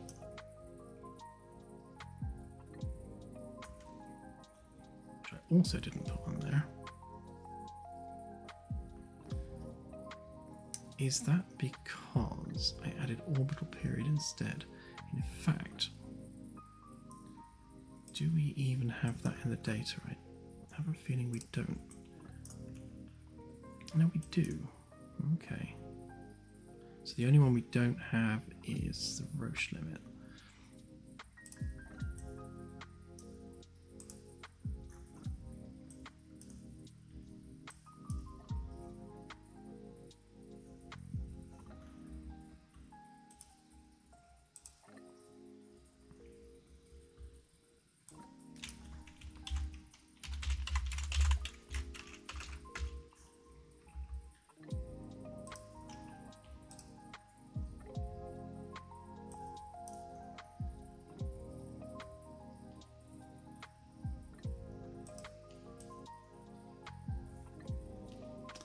I see what I've done.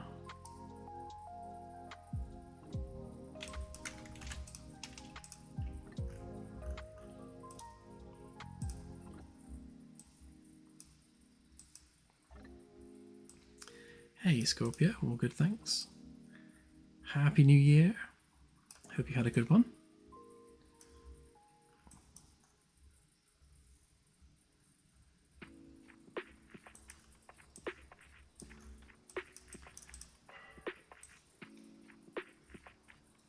Orbital, inclination, eccentricity, periapsis, apoapsis, minor axis, major axis, hill radius, and Roche limit. Okay, that's those ones. Right, so then we need another what's it on here. Let's make that bigger.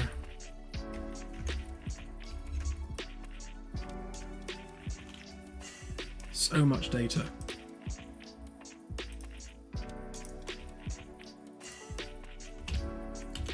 Forgetting over here, not over there. Average distance.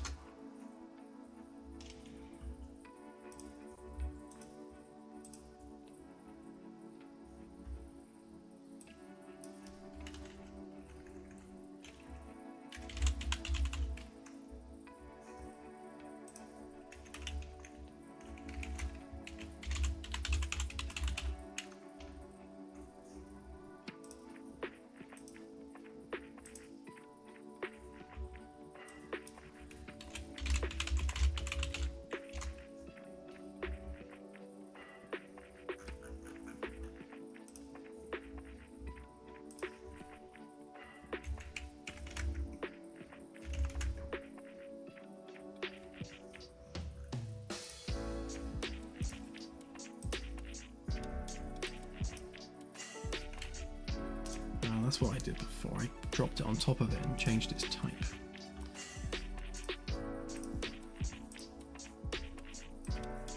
Yeah, because if you drop one of these text box on top of another one, it replaces it with that one. I think that's what I did. That would explain my confusion.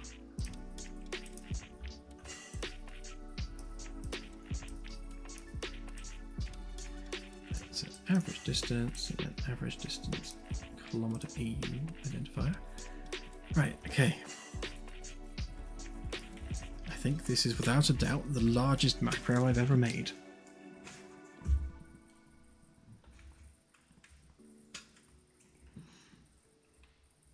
You're welcome, Celtic. And yeah, plenty more crazy detail to go yet.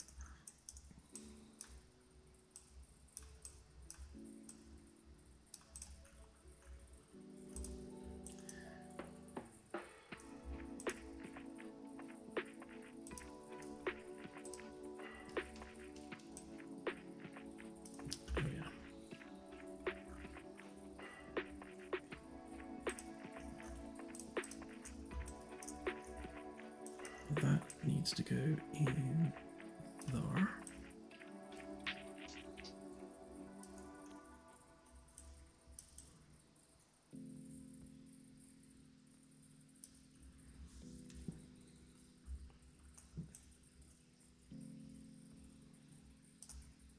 Just making sure these are all actually lined up. So we've got 1, 2, 3, 4, 5, 6, 7, 8, 9, 10 data points. 1, 2, 3, 4, 5, 6, 7, 8, 9. Right, so you've got 10 data points there, and 1, 2, 3, 4, 5, 6, 7, 8, 9, 10 data points there. That should be all of them. So now that we are armed with said data points, we should be able to start populating them all. Right, so that one's done, but these ones need just clearing out a minute because they're not the data points we need.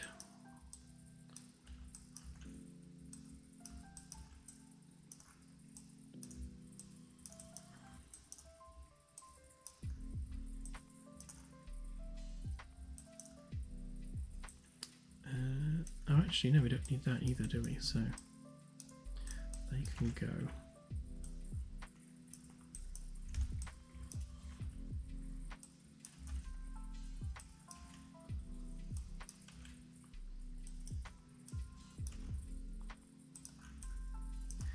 Right, so we should be left with a bunch of blank boxes, and then the one data point that we're actually choosing to populate, which is our semi-major axis.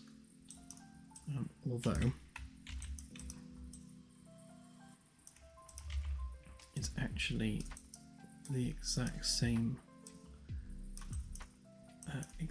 thing that we need to put in there. So to be honest, it's going to be the same for all of them, isn't it?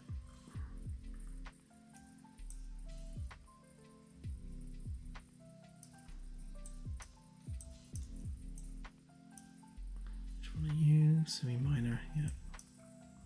Let's give it a quick try a minute, make sure it's actually filling out the fields as expected.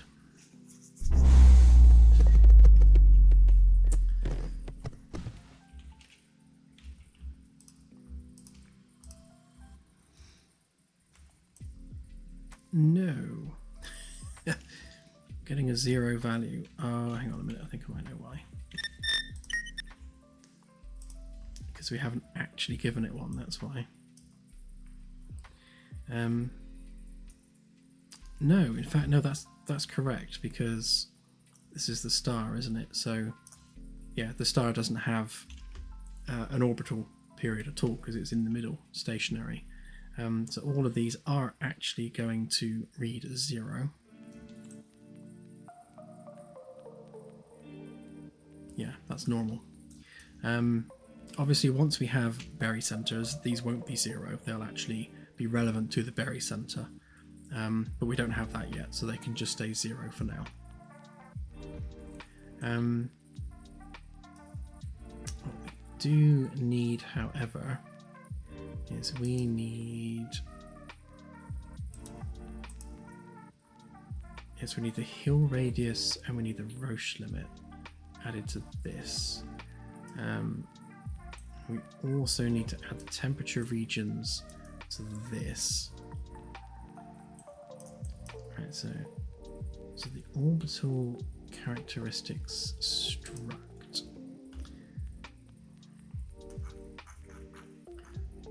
should be here somewhere. Yeah, that one. Right, so now that I've saved all, I need to remember not to save anything, otherwise it's going to bug. Right, so we need our Roche limit, which can live up there, and our hill radius, which can live up there, and then both of these are floats.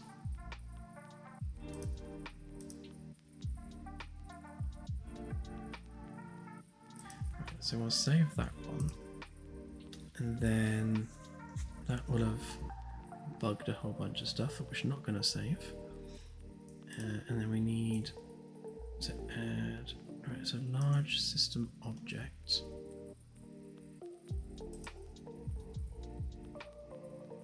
So this one, we need to add our orbital characteristics, our temperature regions to this. Obviously it's only relevant to stars, but we need to store the data anyway. So temperature regions.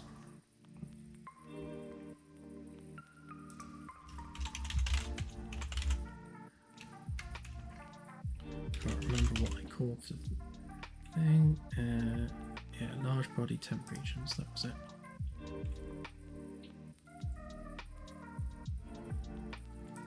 And I'll stick this down here as it's only really relevant to stars.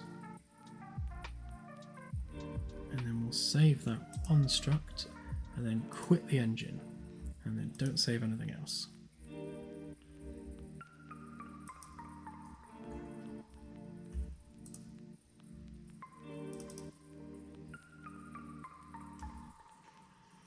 hopefully that didn't break anything.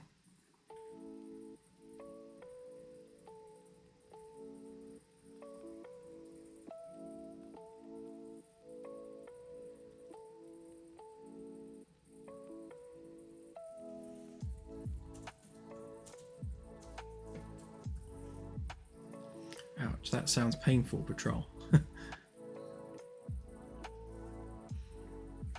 I have a similar moral to that, which is don't eat an entire tube of salt and vinegar Pringles in one sitting, because it will melt the interior of your mouth off.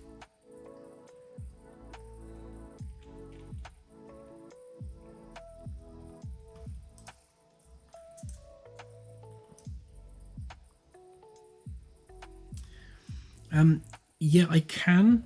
I mean, I do have the project running in 5.5. No, I was looking at that epic. Come back. And I was doing testing with megalites. The reason I'm still running on 5.4 right now is because from the moment you enable megalites, it cuts the FPS by half. And that surprised me because obviously the point of megalites is that it improves the FPS, not reduces it. In my test that I'm doing, it's working as expected in that with all the lights present, and there's like 500 lights there, like in this blob, and it runs at like 10-15 FPS with shadows enabled. As soon as you enable megalights, up to 150-200 FPS perfectly. On the actual Starsim project, however, it's not doing that. It's reducing performance, and I don't know why. So I need to look into that.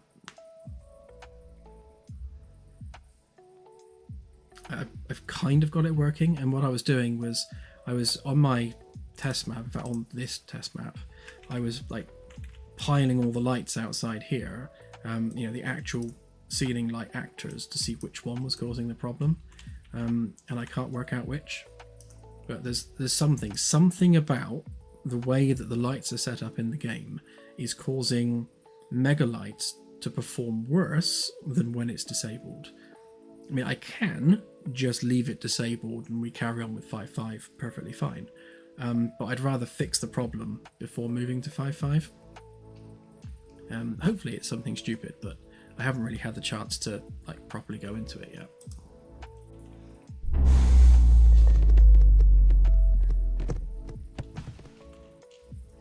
Yeah, well, the benefit of going to 5.5 is that it enables us to have all the lights on the ship casting shadows, which looks way better than not, and it's more performant. So anyone with a ray tracing compatible card will see an immediate performance improvement just by upgrading to 5.5, which is definitely needed. But as I say, it's not working as advertised for me right now. But that's probably more a me thing than an it thing. Right, so we've got our roach limit, we've got our hill radius, so we can fill those out now. And we should have them on here as well.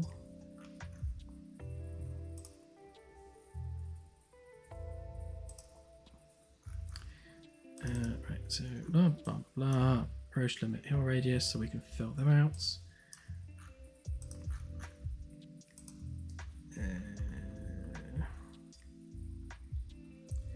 Where are you? Roche limit, there we go. We're not calculating the hill radius yet, so that one needs to be added. And then we also now have our temperature regions, so we can make that.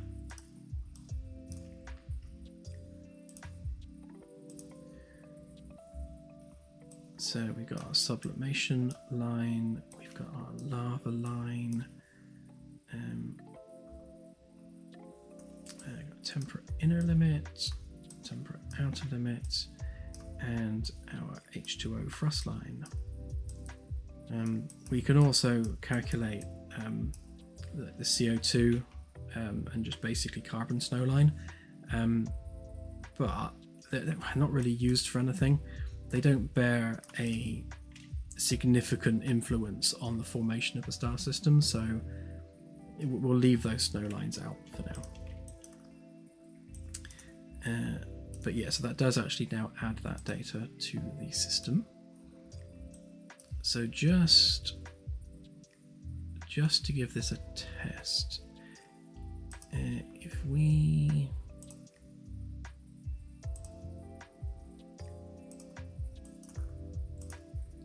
this one. So if we grab that, and to be perfectly honest, I think this same bit of code is going to be useful for all of them, to the point where I should probably make it a macro, but that'll do for now. Right, stick Roche limit on that one, hill radius on that one.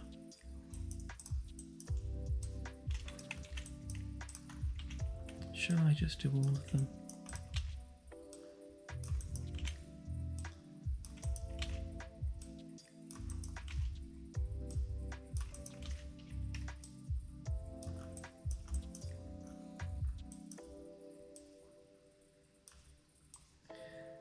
Apoapsis, periapsis, eccentricity. That one needs to be a float.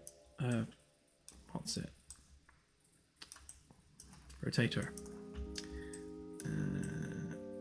Yeah, I'll skip that one for now.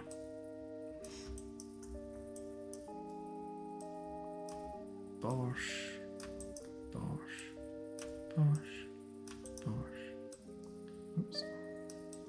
Bosh, bosh.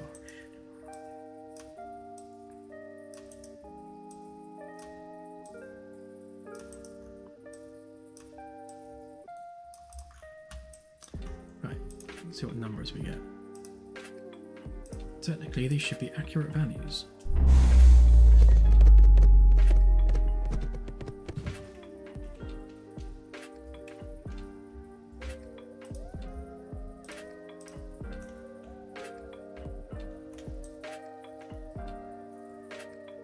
Okay, yep, so again, all of these are correctly 0 because the star is just in the middle. But we do now have our Roche limit. So the radius of the star is 356,000 kilometers, and then the Roche limit is 875, which is pretty much what you'd expect. So I think for Sol, off the top of my head, I think the Roche limit is about 1.5 times the radius of Sol.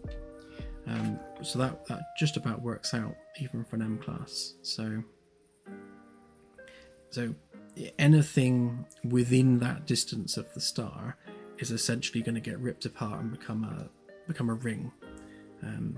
So no planet can exist within that without being destroyed, which is good to know.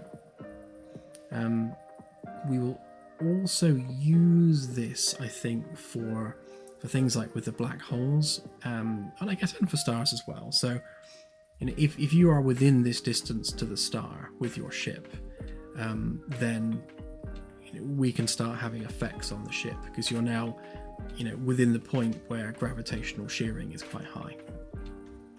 But we can use this to drive effects and things.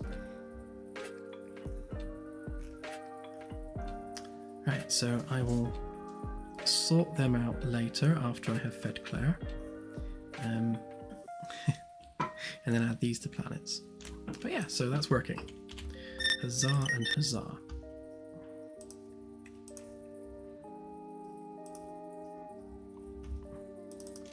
So before I go, I just fire up 5.5 a minute, and I'll show you what I mean.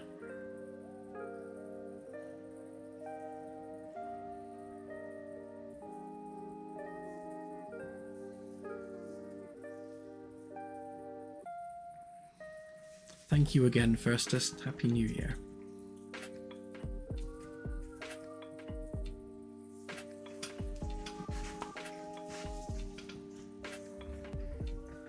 Yeah, it's a damn shame what happened to KSP2. I was a huge fan of KSP, long before I got into development properly. Yeah, I've always been a huge fan of the game. I never actually got the chance to try KSP2 because since becoming a developer, I've not actually had a chance to game, which is kind of ironic. But yeah, it's something that looked amazing from the first trailer. Really looked forward to it. And then, yeah, sadly, it didn't turn out as expected.